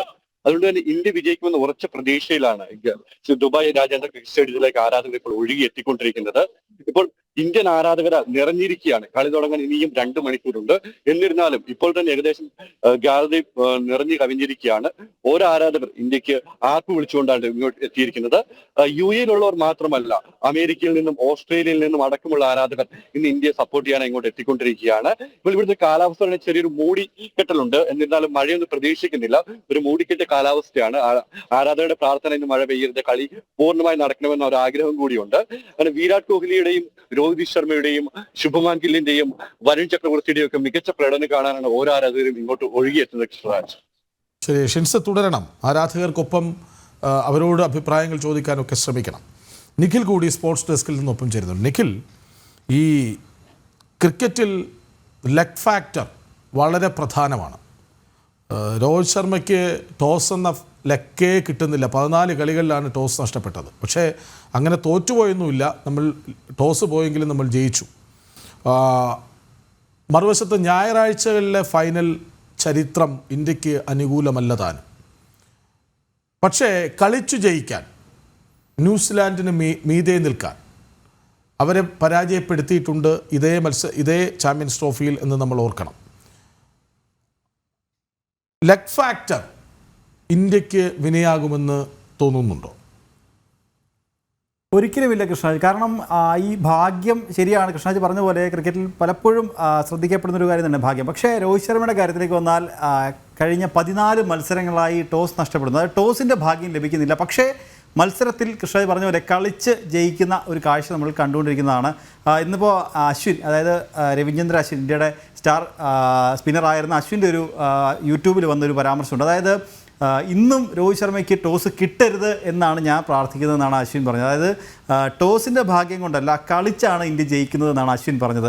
അത് വളരെ ശ്രദ്ധിക്കപ്പെട്ടൊരു കാര്യം തന്നെയാണ്. കാരണം ഓരോ മത്സരത്തിലും ഇന്ന് അശ്വിൻ പറഞ്ഞതിന് മറ്റൊരു കാര്യം കൂടിയുണ്ട്. അതായത് ഇന്ന് ടോസ് ഇന്ത്യക്ക് കിട്ടുന്നതിലും ഇന്ത്യക്ക് അനുകൂലമാകുന്നത് ന്യൂസിലൻഡ് കിട്ടുന്നതാണ്. കാരണം ന്യൂസിലൻഡിന് അത് വളരെ വലിയ കൺഫ്യൂഷൻ ഉണ്ടാക്കുന്ന ഒരു കാര്യമാണ്. കാരണം ഇന്ത്യയെ സംബന്ധിച്ച് ഇന്ത്യ ഇതേ ദുബായിൽ ആദ്യം ബാറ്റ് ചെയ്ത് ജയിച്ചിട്ടുണ്ട്, ചേസ് ചെയ്ത് ജയിച്ചിട്ടുണ്ട്. അപ്പോൾ അതുകൊണ്ട് തന്നെ ഏത് രീതിയിൽ വന്നാലും, ചേസിങ്ങിൽ വന്നാലും ഫസ്റ്റ് ബാറ്റിംഗ് വന്നാലും ഇന്ത്യക്ക് വിജയിക്കാനുള്ളൊരു സാഹചര്യം അതുണ്ട്. അത് ഇന്ത്യ തെളിയിച്ചതുമാണ്. അപ്പോൾ അങ്ങനെ മറുവശത്ത് ന്യൂസിലൻഡിലേക്ക് വന്നു കഴിഞ്ഞാൽ ന്യൂസിലൻഡിന് ടോസ് ലഭിക്കുകയാണെങ്കിൽ അവർക്ക് ഒരു കൺഫ്യൂഷൻ ഉണ്ടാവും. അത് വലിയൊരു കാര്യം തന്നെയാണ്. അത് ഇന്ത്യക്ക് അനുകൂലമാവാനുള്ള സാധ്യതയുണ്ട് എന്നും അശ്വിൻ പറഞ്ഞു വെക്കുന്നുണ്ട്. അതൊരു കാര്യം. കൃഷ്ണരാജ് പറഞ്ഞ രണ്ടാമത്തെ കാര്യം മറ്റൊന്നാണ്. അതായത് ഈ ഞായറാഴ്ചകളിലെ ഫൈനൽ അത് ഇന്ത്യക്ക് അത്ര ഇന്ത്യയെ സംബന്ധിച്ച് അത്ര ശുഭകരമായ വാർത്തയല്ല എന്നുള്ളതാണ്. കാരണം ഇതുവരെ ഇന്ത്യ കളിച്ചതിൽ ഞായറാഴ്ച ഫൈനലുകളിലെല്ലാം ഇന്ത്യ പരാജയപ്പെട്ടിട്ടുണ്ട്. ഇന്ത്യ വിജയിച്ച ഫൈനലുകളെല്ലാം മറ്റുള്ള ദിവസങ്ങളിൽ നടന്നതാണ്. അതിൽ എടുത്തു പറയുകയാണെങ്കിൽ, അതായത് 2014 2020 ലോകകപ്പ് ഫൈനൽ അത് ഞായറാഴ്ചയായിരുന്നു. 2003 ഏകദിന ലോകകപ്പ് ഫൈനൽ അത് ഞായറാഴ്ചയായിരുന്നു. 2000 ചാമ്പ്യൻസ് ട്രോഫി ഫൈനൽ ഞായറാഴ്ചയായിരുന്നു. 2017 ചാമ്പ്യൻസ് ട്രോഫി ഫൈനൽ അത് ഞായറാഴ്ചയായിരുന്നു. ഇതെല്ലാം ഞായറാഴ്ചകളിൽ നടന്ന ഫൈനലുകളാണ്. ഇതിൽ എടുത്തു പറഞ്ഞൊരു കാര്യമുണ്ട്. 2000 നടന്ന ചാമ്പ്യൻസ് ട്രോഫി ഫൈനൽ അന്ന് ഇന്ത്യയെ പരാജയപ്പെടുത്തിക്കൊണ്ടാണ് ഈയൊരു ന്യൂസിലൻഡ് കിരീടം ചൂടുന്നത്. ഇനി ഇന്ത്യ കപ്പ് ഉയർത്തിയ ദിവസങ്ങൾ നോക്കിയാൽ 83 ഏകദിന ലോകകപ്പ് ഫൈനൽ അത് ശനിയാഴ്ചയായിരുന്നു. 2002 ചാമ്പ്യൻസ് ട്രോഫി ഫൈനൽ അത് തിങ്കളാഴ്ചയായിരുന്നു. 2007 2020 ലോകകപ്പ് ഇന്ത്യ കിരീടം, ധോണിയുടെ നേതൃത്വത്തിലുള്ള ടീം കിരീടം ചൂടിയത് അതും തിങ്കളാഴ്ചയായിരുന്നു. 2011 ഇന്ത്യ ഏകദിന ലോകകപ്പ് ഫൈനൽ ആവശ്യമുള്ള വേദിയൊക്കെ ICC അനുവദിച്ചു വന്നു. ഇനിയിപ്പോൾ കളിയും കൂടെ മാറ്റി തിങ്കളാഴ്ച ഇന്ത്യ ജയിക്കാൻ വേണ്ടി പറ്റില്ലല്ലോ. അതെ, തീർച്ചയായും. അതിൽ മറ്റൊരു കാര്യം കൂടിയുണ്ട്. 2013 ഇപ്പോൾ ഒരു സംശയം വരാനൊരു കാര്യമുണ്ട്. 2013 ചാമ്പ്യൻസ് ട്രോഫിയുടെ ഫൈനൽ നടന്നത് ശരിക്കും ICCയുടെ ചാർട്ട് അല്ലെങ്കിൽ ഷെഡ്യൂൾ പ്രകാരം ഞായറാഴ്ച ആയിരുന്നെങ്കിലും അന്ന് മഴ മൂലം മത്സരം മാറ്റി മത്സരം പൂർത്തിയായത് തിങ്കളാഴ്ചയാണ് എന്നൊരു കൗതുകകരമായൊരു വസ്തുത കൂടിയുണ്ട്. ഇതിലേക്ക് വരെ ഇപ്പോൾ കുറച്ച് ആരാധകർക്കൊപ്പം ഷിൻസ് ചേരുന്നുണ്ട്. ഷിൻസ്, അവരെന്ത് പറയുന്നു? നിങ്ങളുടെ പ്രതീക്ഷ ഇന്നാരും ജയിക്കുമെന്നൊക്കെയാണ്? പ്രതീക്ഷ ഓഫ് കോഴ്സ് തീർച്ചയായിട്ടും ഇന്ത്യൻ ടീം ജയിക്കുന്നത് തന്നെയാണ്. ആര് മികച്ച പ്രകടനം ആരും നടത്തും? ആരാണ് നമ്മുടെ വിരാട് കോഹ്ലി, രോഹിത് ശർമ്മ? നിങ്ങളുടെ പ്രതീക്ഷകൾ എന്തൊക്കെയാണ്? ആക്ച്വലി ഫസ്റ്റ് 10 ഓവറിൽ നമുക്ക് വിക്കറ്റ് പോവാതെ നിന്ന് കഴിഞ്ഞാൽ നമുക്ക് നല്ലൊരു ചാൻസ് ഉണ്ട്. മാത്രമല്ല നമുക്ക് ടോസ് കിട്ടുവാണെങ്കിലും അവരെ ബാറ്റിങ്ങിന് അയച്ചിട്ട് നമ്മൾ ചേസ് ചെയ്യുന്നതായിരിക്കും ബെറ്റർ എന്ന് തോന്നുന്നു. കാരണം ഞങ്ങൾ കഴിഞ്ഞ മാച്ചസ് ഒക്കെ കണ്ടായിരുന്നു. അപ്പോ ഓഫ് കോഴ്സ് ബൗളിംഗ് പിച്ചായിട്ട് തോന്നി, പ്രത്യേകിച്ച് സ്പിന്നേഴ്സിന് അനുകൂലമായിട്ടുള്ള പിച്ചായിട്ട് തോന്നി. അപ്പൊ ഫസ്റ്റ് ഒരു 10 ഓവർ നമുക്ക് ബാറ്റിംഗ് ചെയ്യുമ്പോൾ ഡെഫിനറ്റ്ലി വിക്കറ്റ് പോകാതെ നോക്കി ബാക്കി പിന്നെ ഓർഡേഴ്സ് വരുന്നത് കറക്റ്റ് ആയിട്ട് ഫോളോ ചെയ്ത് കഴിഞ്ഞാൽ നമുക്ക് ജയിക്കാവുന്നുള്ളൂ. മാത്രമല്ല നമ്മൾ അവരെ ബാറ്റിങ്ങിന് അയക്കുവാണെങ്കിൽ ഒരു 260 270 ഉള്ളിൽ സ്കോർ നിർത്തിക്കൊണ്ട് അവരെ ചേസ് ചെയ്യണം. അല്ലെ, ടോസ് കിട്ടിയെങ്കിൽ ഏത് സാഹചര്യം ഇന്ത്യ ജയിക്കാൻ പ്രാപ്തരല്ലേ? ജയിക്കാൻ പ്രാപ്തരാണ്. ഓഫ് കോഴ്സ് നമുക്ക് ആ ഒരു പിച്ചിന്റെ ബെനിഫിറ്റ് ഉണ്ട്. കണ്ടിന്യൂസ് ആയിട്ട് ഒരേ പിച്ചിൽ കളിക്കുന്നതിന്റെ ബെനിഫിറ്റ് ഓഫ് കോഴ്സ് ഉണ്ട്. രോഹിത് ശർമ്മ പറഞ്ഞു ആ ബെനിഫിറ്റ് നമുക്ക് ഇല്ലെന്ന് കൂടി പറഞ്ഞു. പക്ഷെ എന്നാലും നമുക്ക് ആ ഒരു ബെനിഫിറ്റ് ഉള്ളതായിട്ട് തോന്നുന്നുണ്ട്. ഇന്ത്യൻ ടീമിന്റെ വിജയത്തിനായി ഗാലറിയിൽ നിന്ന് ആരവും മുഴക്കാൻ തന്നെയാണ് തീരുമാനം. തീർച്ചയായിട്ടും ഗാലറിയിൽ ഇരുന്ന് കളിയാണ്. ഇപ്പൊ കൊച്ചിയിലെ കപ്പാസിറ്റി 80,000 ആണെങ്കിൽ ഇവിടെ 30,000 ഉള്ളൂ. പക്ഷെ ആ 30,000 നിന്നുകൊണ്ട് ഒരുപാട് നമുക്കത് ആർപ്പുവിളികളും പ്രത്യേകിച്ച് ഇന്ത്യൻ നാഷണൽ ആന്തം കേൾക്കുമ്പോൾ ആ ഒരു ആവേശമൊക്കെ അത് ഇതുപോലെ കളിയിൽ തന്നെ ഉണ്ട്. നമ്മളെല്ലാവരും പ്രതീക്ഷയിൽ തന്നെ വരുന്നത്. കൃഷ്ണരാജ്, ആവേശ കാണികളിലാണ് കളിക്കാത്തേക്കാളേറെ അവർ ഇന്ത്യൻ ടീമിനെ ആർപ്പ് വിളിക്കാൻ ഇപ്പോൾ തന്നെ എത്തിക്കൊണ്ടിരിക്കുകയാണ്. കൃഷ്ണരാജ്, എല്ലാവരും ആവേശത്തിലാണ് ഇന്ത്യയുടെ വിജയം കാണാൻ, ചാമ്പ്യൻസ് ട്രോഫിയിൽ ഇന്ത്യ മുത്തുവിടുന്ന കാണാൻ എല്ലാവരും കാത്തിരിക്കുകയാണ് ഒരു സ്വപ്ന സാക്ഷാത്കാരത്തിനായി. ശരി, അത് ഒരു ഇന്ത്യയുടെ ഹോം ഗ്രൗണ്ട് എന്ന് വേണമെങ്കിൽ നമുക്ക് വിശേഷിപ്പിക്കാവുന്ന ഇടം കൂടിയായി മാറിയിരിക്കുന്നു ദുബായ്. അതുകൊണ്ട് അവിടെ മലയാളികൾ നിരവധിയുണ്ട്, ഇന്ത്യക്കാർ ഒരുപാടുണ്ട്. അവരെല്ലാം ചേർന്നുള്ള പിന്തുണ വളരെ പ്രധാനപ്പെട്ട ഒന്നായി മാറുമെന്ന കാര്യത്തിൽ സംശയവും വേണ്ട. നിഖിലിലേക്ക് വേണ്ടി, നിഖിൽ, ഈ സ്പിൻ ട്രാക്കാണ് എന്നാണ് പൊതുവെയുള്ള വിലയിരുത്തൽ. കഴിഞ്ഞ മത്സരങ്ങളിലൊക്കെ നമ്മൾ കണ്ടതാണ് ഇന്ത്യൻ സ്പിന്നർമാർ എത്രമാത്രം മികച്ച രീതിയിൽ പന്തെറിഞ്ഞു എന്നും കണ്ടതാണ്. ന്യൂസിലാൻഡിനെ തോൽപ്പിച്ചതും സ്പിൻ മികവ് കൊണ്ട് തന്നെയായിരുന്നു. നോക്കൂ, ഈ ഒരു വശത്ത് കുൽദീപ് യാദവ്, വരുൺ ചക്രവർത്തി, രവീന്ദ്ര ജഡേജ, അക്സർ പട്ടേൽ, 4 സ്പിന്നർമാർ, അതിൽ 2 സ്പിന്നർമാരായ ഓൾറൗണ്ടർമാർ എന്ന് പറയുകയും വേണം. മറുവശത്തേക്ക് വന്നാൽ ഈ ഇന്ത്യയുടെ ഏറ്റവും മികച്ച സ്പിന്നർക്കൊപ്പം നിൽക്കുന്ന ഒരു സ്പിന്നറാണ് അവരുടെ ക്യാപ്റ്റൻ സാറ്റ്നർ. ബ്രേസ്വെൽ ഉണ്ട്, രജിൻ രവീന്ദ്രയുണ്ട്, ഗ്ലെൻ ഫിലിപ്സ് ഉണ്ട്. ഈ 4 പേർ അവിടെയും ഉണ്ട്. പക്ഷേ ഇന്ത്യയുടെ ക്വാളിറ്റി സ്പിന്നേഴ്സിനോളം വരുമോ അവരെന്ന ചോദ്യം പ്രസക്തവുമാണ്. ഈ ഇന്ത്യയും പേടിക്കണ്ടേ? സ്പിൻ ട്രാക്ക് ആണെങ്കിൽ ഈ ഗ്ലെൻ ഫിലിപ്സും രജിനും ബ്രേസ്വെല്ലും സാറ്റ്നറും ഒക്കെ ചേരുന്ന സ്പിൻ നിരയെ ഇന്ത്യയും ഭയക്കേണ്ടതില്ലേ? തീർച്ചയായും കൃഷ്ണരാജ്, കാരണം ഈ ഒരു സ്പിന്നിന് അനുകൂലമായ പിച്ച് ഇന്ത്യക്ക് എങ്ങനെ അനുകൂലമാകുമോ അതേ രീതിയിൽ തന്നെ കൃഷ്ണരാജ് പറഞ്ഞതുപോലെ കിവീസിനും ന്യൂസിലൻഡിനും അനുകൂലമാവാനുള്ള സാധ്യതയുണ്ട്. പക്ഷേ ഇന്ത്യയെ സംബന്ധിച്ച് കൃഷ്ണരാജ് നേരത്തെ പറഞ്ഞത് ഇതാണ്, നമുക്ക് 4 സ്പിന്നർമാരുണ്ട് എന്നുള്ളതാണ്. സ്പെഷ്യലൈസ്ഡ് സ്പിന്നർമാർ 4 പേരുണ്ട് എന്ന് പറഞ്ഞാൽ അതിലൊരു കാര്യം കൂടിയുണ്ട്. കാരണം ഗ്രൂപ്പ് ഘട്ടത്തിൽ ആദ്യ 2 മത്സരവും വിജയിച്ച ഇന്ത്യ 3-ാം ഗ്രൂപ്പ് മത്സരത്തിൽ ഇറങ്ങിയപ്പോൾ ഒരു പരീക്ഷണം നടത്തി. കാരണം ഹർഷിത് റാണെ ഒഴിവാക്കി, വരുൺ ചക്രവർത്തിയെ ടീമിൽ ഉൾപ്പെടുത്തി. അന്ന് എല്ലാവരും ചോദിച്ചൊരു ചോദ്യമുണ്ട്, കാരണം ഇപ്പം വരുൺ ചക്രവർത്തിയെ ഉൾപ്പെടുത്തിയതിന് എന്താണ് കാരണം എന്നൊരു ചോദ്യമുണ്ടായിരുന്നു. പക്ഷേ ആ മത്സരം കഴിഞ്ഞപ്പോൾ എല്ലാവർക്കും മനസ്സിലായി എന്തിനാണ് വരുൺ ചക്രവർത്തിയെ ടീമിൽ ഉൾപ്പെടുത്തിയത് എന്നുള്ളത്. കാരണം വരുൺ ചക്രവർത്തി ഗംഭീര പ്രകടനം, 5 വിക്കറ്റ് എടുത്തു. അന്ന് ആ മത്സരത്തിൽ 9 വിക്കറ്റും സ്പിന്നർമാർ സ്വന്തമാക്കുന്ന ഒരു കാഴ്ചയും നമ്മൾ കണ്ടതാണ്. അപ്പോൾ ഇന്ത്യയുടെ ആ ഒരു സ്പിന്നിലേക്ക് വന്നാൽ അത് ഇപ്പോൾ കിവീസിനെ സംബന്ധിച്ച് അവരെക്കാൾ ഒരുപടി മുകളിൽ നിൽക്കുമെങ്കിലും പക്ഷേ ഇന്ത്യൻ ബാറ്റർമാരെ രോഹിത് ശർമ്മയും വിരാട് കോഹ്ലിയും അടക്കമുള്ള താരങ്ങളെ പിടിച്ചു കെട്ടാൻ കഴിയുന്ന സാറ്റ്നറും അടങ്ങുന്ന അവരുടെ നായകൻ അടങ്ങുന്ന ഒരു സ്പിൻ നിര തന്നെ അവർക്കുണ്ട്. മറ്റൊരു പ്രധാനപ്പെട്ട കാര്യം രജിൻ രവീന്ദ്രയുടെ കാര്യം പറഞ്ഞു. അതായത് രജിൻ രവീന്ദ്ര പലപ്പോഴും നമ്മൾ ശ്രദ്ധിക്കാതിരിക്കുന്ന അല്ലെങ്കിൽ മത്സരം ഇന്ത്യയുടെ കയ്യിലും തോന്നിപ്പിക്കുന്ന അല്ലെങ്കിൽ എതിർ ടീമിൻ്റെ കയ്യിലും തോന്നിപ്പിക്കുന്ന സമയത്ത് വന്ന് നിർണായകമായ വിക്കറ്റുകൾ വീഴ്ത്തുന്നതിൽ ഒരു പ്രാവീണ്യം നേടിയൊരു താരം കൂടിയാണ് രജിൻ രവീന്ദ്ര. വലിയ പ്രായമില്ല, പറഞ്ഞതുപോലെ അതും ഒരു ഓൾറൗണ്ടർ തന്നെയാണ്. അതുകൊണ്ട് ഇന്ത്യക്കും ഈ ഒരു സ്പിന്ന് വലിയൊരു തലവേദന സൃഷ്ടിക്കാനുള്ള സാധ്യതയുണ്ട്. പക്ഷേ ഇന്ത്യയെ സംബന്ധിച്ച് നമ്മൾ ഈ പറഞ്ഞതുപോലെ ഇപ്പോൾ അക്ഷർ പട്ടേൽ എന്നൊരു താരം ബാറ്റിങ്ങിൽ തിളങ്ങുന്നു, ഇത്രത്തോളം തിളങ്ങും എന്ന് നമ്മൾ പ്രതീക്ഷിച്ചിരുന്നില്ല. അത് ഈ ഒരു സ്പിന്നർ എന്നൊരു കണക്കിൽ മാത്രമാണ്. ഒരു പക്ഷേ ഈ സമീപകാലത്ത് ആണ് ഒരു ബാറ്റിങ്ങിലൊക്കെ ഒരു സ്ഥാനക്കയറ്റമൊക്കെ കിട്ടി മുകളിലേക്ക് അക്ഷറിനെ പ്ലേസ് ചെയ്തത്. അതിനു മുമ്പ് ഒരു സ്പിന്നർ അല്ലെങ്കിൽ ഒരു ബോളർ എന്ന പരിഗണന, ഒരു ബോളറായ ബാറ്റ് ചെയ്യാൻ അറിയുന്ന ഒരു ബോളർ എന്ന രീതിയിലാണ് അക്ഷർ പട്ടേലിനൊക്കെ സ്ഥാനക്കയറ്റം ആ ഒരു ടീമിലുണ്ടായിരുന്നത്. എന്നാൽ ഈ സമീപകാലത്ത് അവിടെ നിന്നൊരു സ്ഥാനക്കയറ്റം കിട്ടി മുകളിലേക്ക് എത്തി ടോപ്പ് ഓർഡറിൽ. എനിക്കത് KL രാഹുൽ ഇറങ്ങുന്നതിന് മുൻപേ ക്രീസിലേക്ക് എത്തുന്ന ഒരു താരം എത്തുന്ന മാത്രം പോരാ, പലപ്പോഴും അക്ഷർ പട്ടേൽ എന്നൊരു താരത്തിന് കിട്ടുന്ന ആ ഒരു റോൾ എന്ന് പറയുന്നത് തുടക്കത്തിൽ തന്നെ ഗില്ലിൻ്റെയും അല്ലെങ്കിൽ രോഹിത് ശർമ്മയുടെയും ഒക്കെ വിക്കറ്റുകൾ നഷ്ടപ്പെടുന്ന, വിരാട് കോഹ്ലിയുടെ നഷ്ടപ്പെടുന്ന സാഹചര്യത്തിൽ അവിടെ ഒരു ബാറ്ററുടെ കൂടെ ഇപ്പോൾ പലപ്പോഴും T20 വേൾഡ് കപ്പ് ഫൈനലിൽ നമ്മളത് കണ്ടതാണ്. അക്സർ പട്ടേൽ കൃത്യമായി ഇടമുറപ്പിക്കുന്ന കളി, വെറുതെ വന്ന് അടിച്ചു കളഞ്ഞു പോകുന്ന ഒരു ബാറ്റ്സ്മാൻ അല്ല. അത് കളിക്കേണ്ട പന്തുകൾ അത് അർഹിക്കുന്ന രീതിയിൽ ബൗണ്ടറി കടത്താനും സിംഗിൾസ് സ്ട്രൈക്ക് റൊട്ടേറ്റ് ചെയ്യാനും ഒക്കെ കഴിയുന്ന ഒരു മികച്ച താരമായി മാറുന്നു അക്സർ പട്ടേൽ. ശരി, നമുക്കിനി വന്നാൽ ഈ രോഹിത് ശർമ്മയുടെ ക്യാപ്റ്റൻസി അത് വളരെ പ്രധാനപ്പെട്ടതാണ്. ഒരുപക്ഷെ നമ്മൾ നേരത്തെ പറഞ്ഞതാണ്, ജയിച്ചാലും തോറ്റാലും ഒരുപക്ഷെ വിരമിക്കൽ പ്രഖ്യാപനം ഉണ്ടാകാൻ സാധ്യതയുള്ള 2 താരങ്ങളിൽ ഒരാൾ രോഹിത് ശർമ്മയാണ്. പക്ഷേ വിരാട് ഇപ്പോൾ ഫോമിലാണെന്നത് ഗുണം ചെയ്യുന്നുണ്ട് വിരാട്ടിന്. വിരാട് ഒരുപക്ഷെ ഇനിയും കളിച്ചെന്നും വരാം.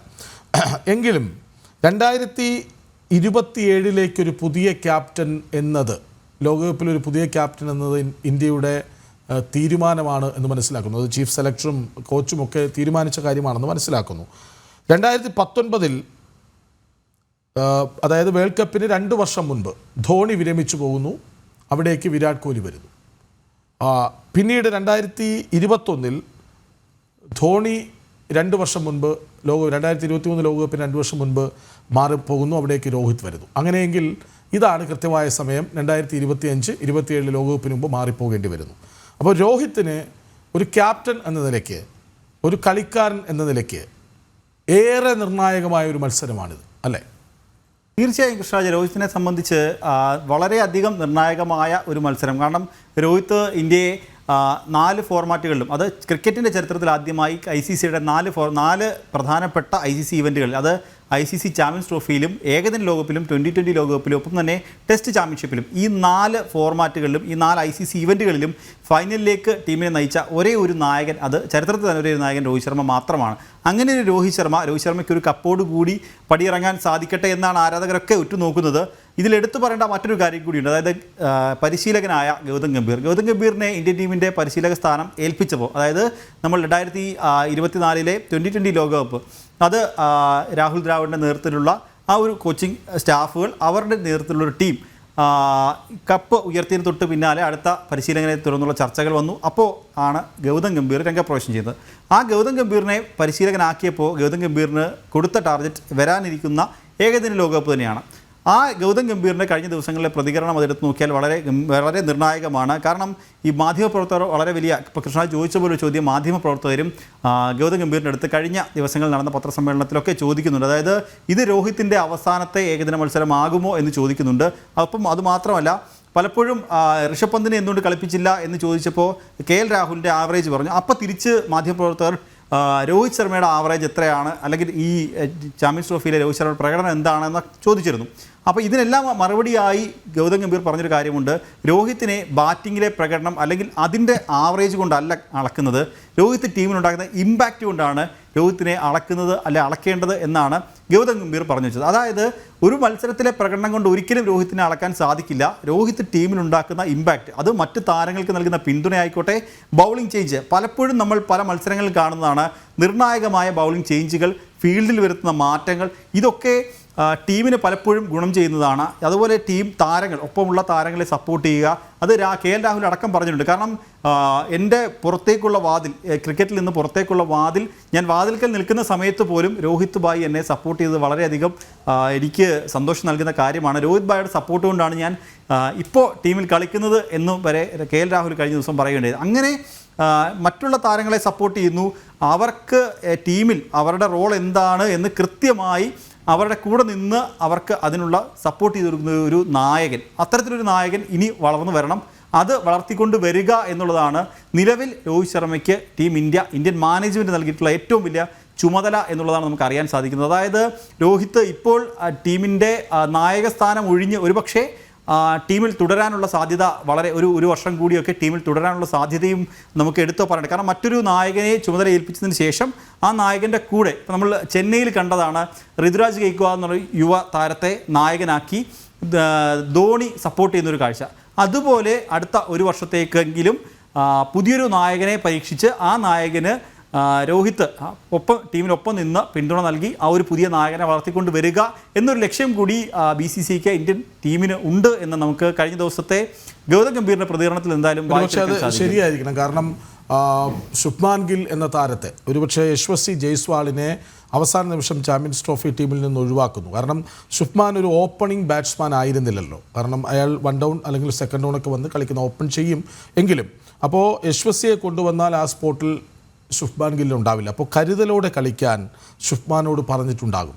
നിങ്ങൾക്ക് വൈസ് ക്യാപ്റ്റനാകാനുള്ള സാധ്യതയെക്കുറിച്ച് പറഞ്ഞിട്ടുണ്ടാകും. മറ്റൊന്ന്, മിഡിൽ ഓർഡറിൽ മനോഹരമായി കളിക്കുന്ന ശ്രേയസ് അയ്യർ. അങ്ങനെ 2 ഓപ്ഷൻ നിലവിൽ മുന്നിലുണ്ട് ഇന്ത്യക്ക്. ഒരുപക്ഷെ അവരെ ക്യാപ്റ്റൻ എന്ന റിയാലിറ്റിയിലേക്ക് എത്തിക്കുന്നതിൽ കോഹ്ലി, രോഹിത്, ഈ 2 താരങ്ങളുടെ സാന്നിധ്യം ടീമിന് അനിവാര്യമെന്ന് തോന്നിപ്പിക്കുന്ന ഒരു വർഷം, അത് വളരെ കൃത്യമായൊരു പോയിൻ്റാണ്. ഇനി നമുക്ക് ന്യൂസിലാൻഡ് ടീമിലേക്ക് വന്നാൽ, നമ്മൾ നേരത്തെ അജിത് കുമാറുമായി ചർച്ച ചെയ്തതാണ്. അതായത് ഈ ഇന്ത്യയുടെ 4 സ്പിന്നർമാർക്ക് മറുവശത്ത് അവിടെയും 4 സ്പിന്നർമാരുണ്ട്. അത് 1-2 പേർ വളരെ മൂർച്ചയുള്ളവരാണ് താനും. ബാറ്റിംഗ് ഓർഡറിലേക്ക് വന്നാൽ കെയ്ൻ വില്യംസൺ എന്ന താരം, നമ്മളിപ്പോൾ ഈ നേരത്തെ പറഞ്ഞതുപോലെ സാറ്റ്നറെ നന്നായി ക്യാപ്റ്റൻസി പഠിപ്പിക്കുന്നുണ്ട് കെയ്ൻ വില്യംസൺ, സംശയം വേണ്ട. കാരണം നിർണായക സമയത്തൊക്കെ വില്യംസൻ്റെ അടുത്തേക്ക് ചെന്ന് കാര്യങ്ങൾ ചോദിച്ച് നടപ്പിലാക്കുന്നുണ്ട് സാറ്റ്നർ. 2 ഇന്നിങ്സുകൾ, ഈ അവസാന 2 ഇന്നിങ്സുകൾ എത്ര ഭംഗിയായി കളിച്ചു വില്യംസൺ എന്ന് നമ്മൾ കണ്ടതാണ്. ഒരു നിർണായക മത്സരത്തിൽ കോഹ്ലിയെ പോലെ ആ 4 പേരായിരുന്നല്ലോ, Joe Root, Smith, Virat Kohli, Kane Williamson. ഈ 4 താരങ്ങൾ ഒരേ സാഹചര്യത്തിൽ നിന്ന് വന്ന് ഒരുപോലെ കളിക്കുന്ന 4 താരങ്ങൾ. വില്യംസൻ്റെ റോൾ ഇന്നെന്താകും? കൃഷ്ണരാജ് എടുത്തു പറയേണ്ട ഒരു കാര്യമാണ്. കാരണം നമ്മൾ ഫാബ് 4 എന്ന് പറയുന്ന 4 താരങ്ങളാണ്.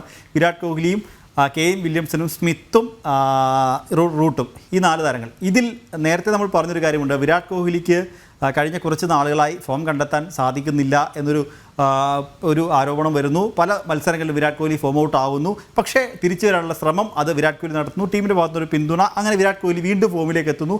തുടർച്ചയായ മത്സരങ്ങളിൽ ടീം ഇന്ത്യക്ക് വിജയത്തിൽ നിർണായക പങ്ക് വഹിക്കുന്നു. അവിടെ നിന്ന് ഇനി നമ്മൾ ഓസ്ട്രേലിയയിലേക്ക് വന്നു കഴിഞ്ഞാൽ ഓസ്ട്രേലിയയുടെ സ്മിത്ത് പല വിവാദങ്ങളിലകപ്പെട്ട് പുറത്തുപോയി, വീണ്ടും തിരിച്ചു വന്നു, വീണ്ടും ടീമിൻ്റെ നായകസ്ഥാനം ഏറ്റെടുത്തു. പല മത്സരങ്ങളിലും നിർണായകമായ പ്രകടനങ്ങൾ റോൾ വഹിച്ച സ്മിത്ത്. എന്നാൽ ഈ ചാമ്പ്യൻസ് ട്രോഫിയിൽ ടീമിനെ ഫൈനലിൽ എത്തിക്കാൻ സാധിച്ചില്ല, സെമിയിൽ പുറത്തായി. തൊട്ടു പിന്നാലെ സ്മിത്ത് അന്താരാഷ്ട്ര ക്രിക്കറ്റിൽ നിന്ന് വിരമിക്കൽ പ്രഖ്യാപിച്ചു. നേരത്തെ പറഞ്ഞ പോലെ വിരാട് കോഹ്ലി എപ്പോൾ വിരമിക്കും എന്ന ആളുകൾ ചോദിച്ചിരിപ്പുണ്ട് എന്ന്. പക്ഷേ ഇന്ത്യ തോറ്റാൽ വിരാട് കോഹ്ലി, രോഹിത് ശർമ്മ വിരമിക്കണം എന്ന് പറയുന്നുണ്ട്. അതുപോലെ തന്നെ നിർണായകമാണ് ഇന്ന് വില്യംസണും. കാരണം മികച്ച രീതിയിൽ പലപ്പോഴും കളിക്കുന്നുണ്ട്. പല മത്സരങ്ങളിൽ നമ്മൾ കാണുന്നതാണ്. പലപ്പോഴും നമ്മൾ വില്ലിച്ചായൻ എന്ന് മലയാളികളടക്കം സോഷ്യൽ മീഡിയയിൽ വിളിക്കുന്ന കെയിൻ വില്യംസൻ്റെ കരഞ്ഞ മുഖം നമ്മൾ പലപ്പോഴും ICC ടൂർണമെൻറ്റിൽ ICC വേദികൾ കണ്ടിട്ടുണ്ട്. എങ്ങനെയെങ്കിലും വില്യംസൺ ഒരു കിരീടം നേടണം എന്ന് നമ്മളടക്കമുള്ള ആരാധകർ, അല്ലെങ്കിൽ മലയാളികളടക്കമുള്ള ആരാധകർ ആഗ്രഹിച്ചിട്ടുമുണ്ട്. ഒരുപക്ഷെ ഫൈനലിലെങ്ങാനും ഇന്ത്യക്ക് അടിപതറിയാൽ നമ്മൾ സന്തോഷിക്കുന്നതും അങ്ങനെയാവും. വില്ലിച്ചായനല്ലേ കപ്പ് കൊണ്ടുപോയത്, സാരമില്ല എന്നായിരിക്കും. കാരണം ICCയിൽ ഒറ്റ ട്രോഫിയേ അവർക്കുള്ളൂ. അതും 2000-ൽ ഇന്ത്യയെ പരാജയപ്പെടുത്തിയ നെയ്റോബിയിൽ. അതെ. ഇനി വില്യംസന്റെ പ്രകടനത്തിലേക്ക് വന്നാൽ, മികച്ച പ്രകടനം പുറത്തെടുക്കുന്നുണ്ടെങ്കിൽ പോലും പലപ്പോഴും ടീമിനെ ഒരു വിജയത്തിലേക്ക് പലപ്പോഴും എത്തിക്കുന്നതിൽ ആ ഒരു പ്രകടനങ്ങൾ അത് ടീമിൻ്റെ വിജയത്തിലേക്ക് എത്തിക്കാൻ അത് സാധിക്കുന്നില്ല. അപ്പോൾ അങ്ങനെയെങ്കിൽ ഇന്ന് വിജയിക്കാനായില്ലെങ്കിൽ പോലും വില്യംസണും ഇന്നത്തെ മത്സരം നിർണായകമാണ്. കാരണം പുറത്തേക്കുള്ള സ്മിത്ത് പോയ അതേ വഴിയിൽ പുറത്തേക്കുള്ള പോകേണ്ടി വരും വില്യംസണും. കാരണം റൂട്ടിനെ സംബന്ധിച്ച് റൂട്ടും പലപ്പോഴും പല മത്സരങ്ങളിൽ വിട്ടു നിൽക്കുന്നുണ്ട്. ഒരു വിരമിക്കൽ എപ്പോൾ വേണമെങ്കിലും പ്രഖ്യാപിക്കാം എന്ന തരത്തിലുള്ള വാർത്തകളൊക്കെ വരുന്നുണ്ട് റൂട്ടിൻ്റെ ഭാഗത്തു നിന്നും. റൂട്ട് എപ്പോൾ വേണമെങ്കിലും വിരമിക്കാം എന്ന തരത്തിൽ ഓസ്ട്രേലിയൻ ക്രിക്കറ്റ് ബോർഡുമായി ബന്ധപ്പെട്ട വൃത്തങ്ങളൊക്കെ അങ്ങനെ പറയുന്നുണ്ട്.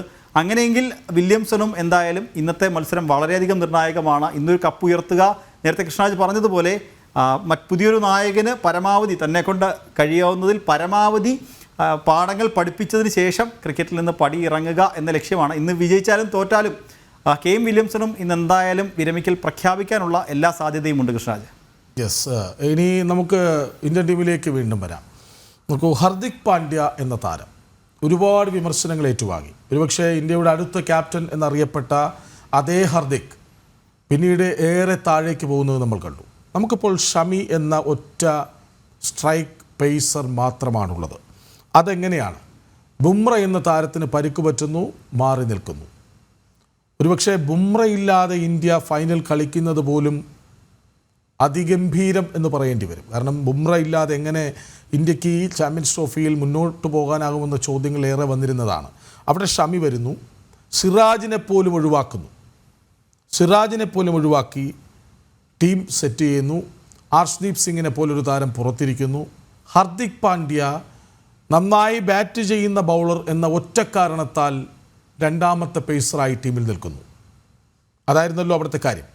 കാരണം ഒരു സ്ട്രൈക്ക് ബൗളറായി അല്ലെങ്കിൽ ഓപ്പണിംഗ് സ്പെല്ലൊക്കെ എറിയിച്ച് കൃത്യമായ ഇടവേളയിൽ വിക്കറ്റ് എടുക്കാൻ പറ്റുന്ന തരത്തിൽ പൂർണ്ണമായും വിശ്വസിക്കാൻ പറ്റുന്ന ഒരു ബൗളറല്ല ഹർദിക്. പക്ഷേ ഒന്നാം തരം ബാറ്റ്സ്മാനാണ്. ഈ ഹർദിക് പാണ്ഡ്യയുടെ സാന്നിധ്യം അത് എടുത്തു പറയേണ്ട ഒരു കാര്യം തന്നെയാണ്. കാരണം ബാറ്റിങ്ങിലും ഒപ്പം ബോളിങ്ങിലും കൃഷ്ണരാജ് പറഞ്ഞ പോലെ നമുക്ക് എപ്പോഴും വിശ്വസിക്കാൻ കഴിയില്ലെങ്കിൽ പോലും പലപ്പോഴും നിർണായക ഘട്ടത്തിൽ വിക്കറ്റുകൾ നേടാൻ സാധിക്കുന്ന, മത്സരം തിരിക്കാൻ സാധിക്കുന്ന ഒരു ബൗളർ കൂടിയാണ് ഈ ഒരു ഹർദിക് പാണ്ഡ്യ. ബോളിങ്ങിനുപരി ഹർദിക്കിൻ്റെ ബാറ്റിംഗ് ആണ് ഏറ്റവും ശ്രദ്ധേയം. കാരണം നമ്മൾ പല മത്സരങ്ങളിൽ കണ്ടു, അതിൽ നമ്മൾ തന്നെ പലപ്പോഴും ഹർദിക്കിനെ വിമർശിക്കുന്ന ഒരു കാര്യമുണ്ട്. അതായത് നമ്മൾ വിരാട് കോഹ്ലി സെഞ്ചുറിക്ക് അരികെ നിന്ന സമയത്ത് പോലും ഹർദിക്ക് വരിക, വന്ന് കൂറ്റിനടികൾക്ക് മുന്തിരിക, 2-3 സിക്സ് അടിക്കുക, അല്ലെങ്കിൽ സ്കോർ ഉയർത്തിയതിന് ശേഷം മടങ്ങുക എന്നുള്ളതാണ് ഹർദിക്കിൻ്റെ ഒരു സ്ട്രാറ്റജി. ടീം ഏൽപ്പിച്ചിരിക്കുന്നതും അതുതന്നെയാണ്. അപ്പോൾ പലപ്പോഴും കഴിഞ്ഞ നമ്മൾ വിരാട് കോഹ്ലി സെഞ്ചുറിക്ക് അരികെ നിന്ന സമയത്ത് നമ്മൾ ഈ ഒരു ഹർദിക് പാണ്ഡ്യ ഇപ്പോൾ ഇറങ്ങേണ്ടിയിരുന്നില്ല എന്ന് തോന്നിപ്പിക്കുന്ന ഒരു കാഴ്ചയുണ്ടായിരുന്നു. കാരണം വന്ന് ഹർദിക്ക് ചിലപ്പോൾ ടീമിനെ വിജയിപ്പിക്കാനുള്ള സാധ്യതയുണ്ട്, അങ്ങനെയെങ്കിൽ വിരാട് കോഹ്ലിക്ക് സെഞ്ചുറി നഷ്ടമാകുമോ എന്ന് നമ്മൾ ചിന്തിച്ചിരുന്നു. പക്ഷേ ഹർദിക്കിനെ ടീം ഏൽപ്പിച്ചിരിക്കുന്ന ഒരു ദൗത്യം വരിക, പരമാവധി കുറഞ്ഞ പന്തുകളിൽ പരമാവധി കൂടുതൽ റൺസുകൾ നേടുക എന്നുള്ളതാണ്. ഹർദിക്ക് പല മത്സരങ്ങളിലും അത് കൃത്യമായി ചെയ്യുന്നുണ്ട് എന്നുള്ളതാണ് ഏറ്റവും ശ്രദ്ധേയകരമായ കാര്യം. അതായത് അദ്ദേഹം ഇറങ്ങുന്നത് ആ ഒരു ഓർഡറിൽ ചിലപ്പോൾ KL രാഹുൽ മുൻപായിരിക്കാം, ചിലപ്പം രാഹുലിന് ശേഷമായിരിക്കാം. അതായത് സ്കോർ അടിയന്തരമായി ഉയർത്തേണ്ട സാഹചര്യം എപ്പോഴാണോ ആ സമയത്തായിരിക്കും ഹർദിക്ക് ക്രീസിലേക്ക് എത്തുക. വരുന്ന ആദ്യ പന്ത് മുതൽ അറ്റാക്ക് ചെയ്ത് കളിക്കുന്നു. നമ്മൾ കഴിഞ്ഞ മത്സരത്തിൽ കണ്ടതാണ്, ആദ്യ 4 പന്തുകൾ ഈ ഒരു ഹർദിക്ക് പതുക്കെ തട്ടിയിട്ട് റൺസ് എടുക്കാതെ ഡോട്ട് ബോൾ ആക്കിയപ്പോൾ നമ്മളൊക്കെ എന്താണ് ഈ കാണിക്കുന്നതെന്ന് ചോദിച്ചു. പക്ഷേ അടുത്ത പന്ത് കൃത്യമായി മനോഹരമായൊരു 6 ഹർദിക്കിൻ്റെ ബാറ്റിൽ നിന്ന് വന്നു.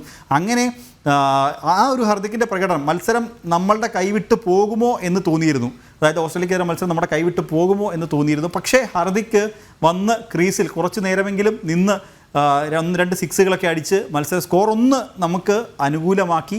അതിനുശേഷമാണ് ഹർദിക്ക് മടങ്ങിയത്. പല മത്സരങ്ങളിലും അങ്ങനെയാണ്, അവസാനം ഇറങ്ങി ഹർദിക്ക് അടിക്കുന്ന ആ ഒരു റൺസ് ചിലപ്പോൾ ഇന്ത്യക്ക് വിജയത്തിൽ പോലും നിർണായകമാകുന്നുണ്ട് എന്നുള്ളതാണ്.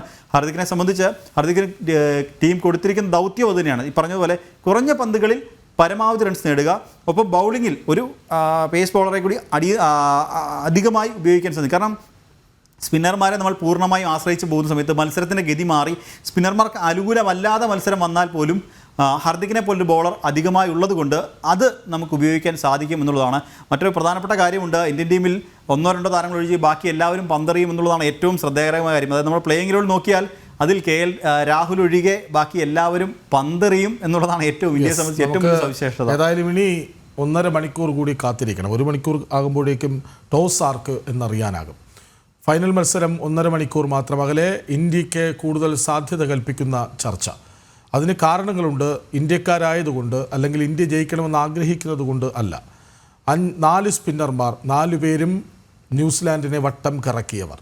ഇന്ത്യയുടെ ബാറ്റ്സ്മാൻമാരിൽ രോഹിത് ശർമ്മ മാത്രമാണ് സ്ഥിരതയാർന്ന പ്രകടനം കാഴ്ചവെക്കാത്തത്. അപ്പോഴും മികച്ച തുടക്കം കിട്ടുന്നുണ്ട് രോഹിത്തിന്. ആ മികച്ച തുടക്കം കടന്ന് 10 ഓവറെങ്കിലും രോഹിത് ക്രീസിൽ നിന്നാൽ എന്താണ് സംഭവിക്കുക എന്ന് എല്ലാവർക്കും അറിയാം. ശ്രേയസ് ഫോമിലാണ്, ശുഭ്മാൻ ഗിൽ ഫോമിലാണ്, വിരാട് കോഹ്ലി നിർണായക ഘട്ടങ്ങളിൽ എപ്പോഴും ഇന്ത്യക്ക് വേണ്ടി മികച്ച ഇന്നിങ്സുകൾ കളിക്കുന്ന താരമാണ്. ഏറ്റവും മികച്ചൊരു ഇന്നിങ്സ് രാഹുലിൻ്റേതായി നമ്മൾ കുറേ നാളുകൾക്ക് ശേഷം കാണുകയും ചെയ്തു. അങ്ങനെ ഇന്ത്യയുടെ ബാറ്റിംഗ് ഓർഡർ പക്ക. ബൗളിങ്ങിലേക്ക് വന്നാൽ സ്പിൻ ഡിപ്പാർട്ട്മെൻറ്റ് അതിലേറെ പക്ക. ന്യൂസിലാൻഡും മോശക്കാരല്ല. ഏകദേശം ഇന്ത്യയുമായി ചേർത്ത് വയ്ക്കാവുന്ന മികവുള്ള താരങ്ങളാണ് അവിടെയുമുള്ളത്. പക്ഷേ ദുബായിലെ പിച്ച് ഇന്ത്യക്ക് പരിചയമുള്ളതുപോലെ ന്യൂസിലാൻഡിനില്ല. അതവർ തുറന്നു പറയുകയും ചെയ്തിട്ടുണ്ട്. ഏതായാലും ആര് ജയിക്കും എന്ന ചോദ്യത്തിന് ഉത്തരം നമുക്ക് പറയാനാവില്ല. ഇന്ത്യ ജയിക്കണമെന്ന ആഗ്രഹം മാത്രമേ പറയാനാവൂ. 2 മണിക്ക് വീണ്ടും അരമണിക്കൂർ ചർച്ചയുമായി നമുക്ക് തിരിച്ചെത്താം. നമസ്തേ.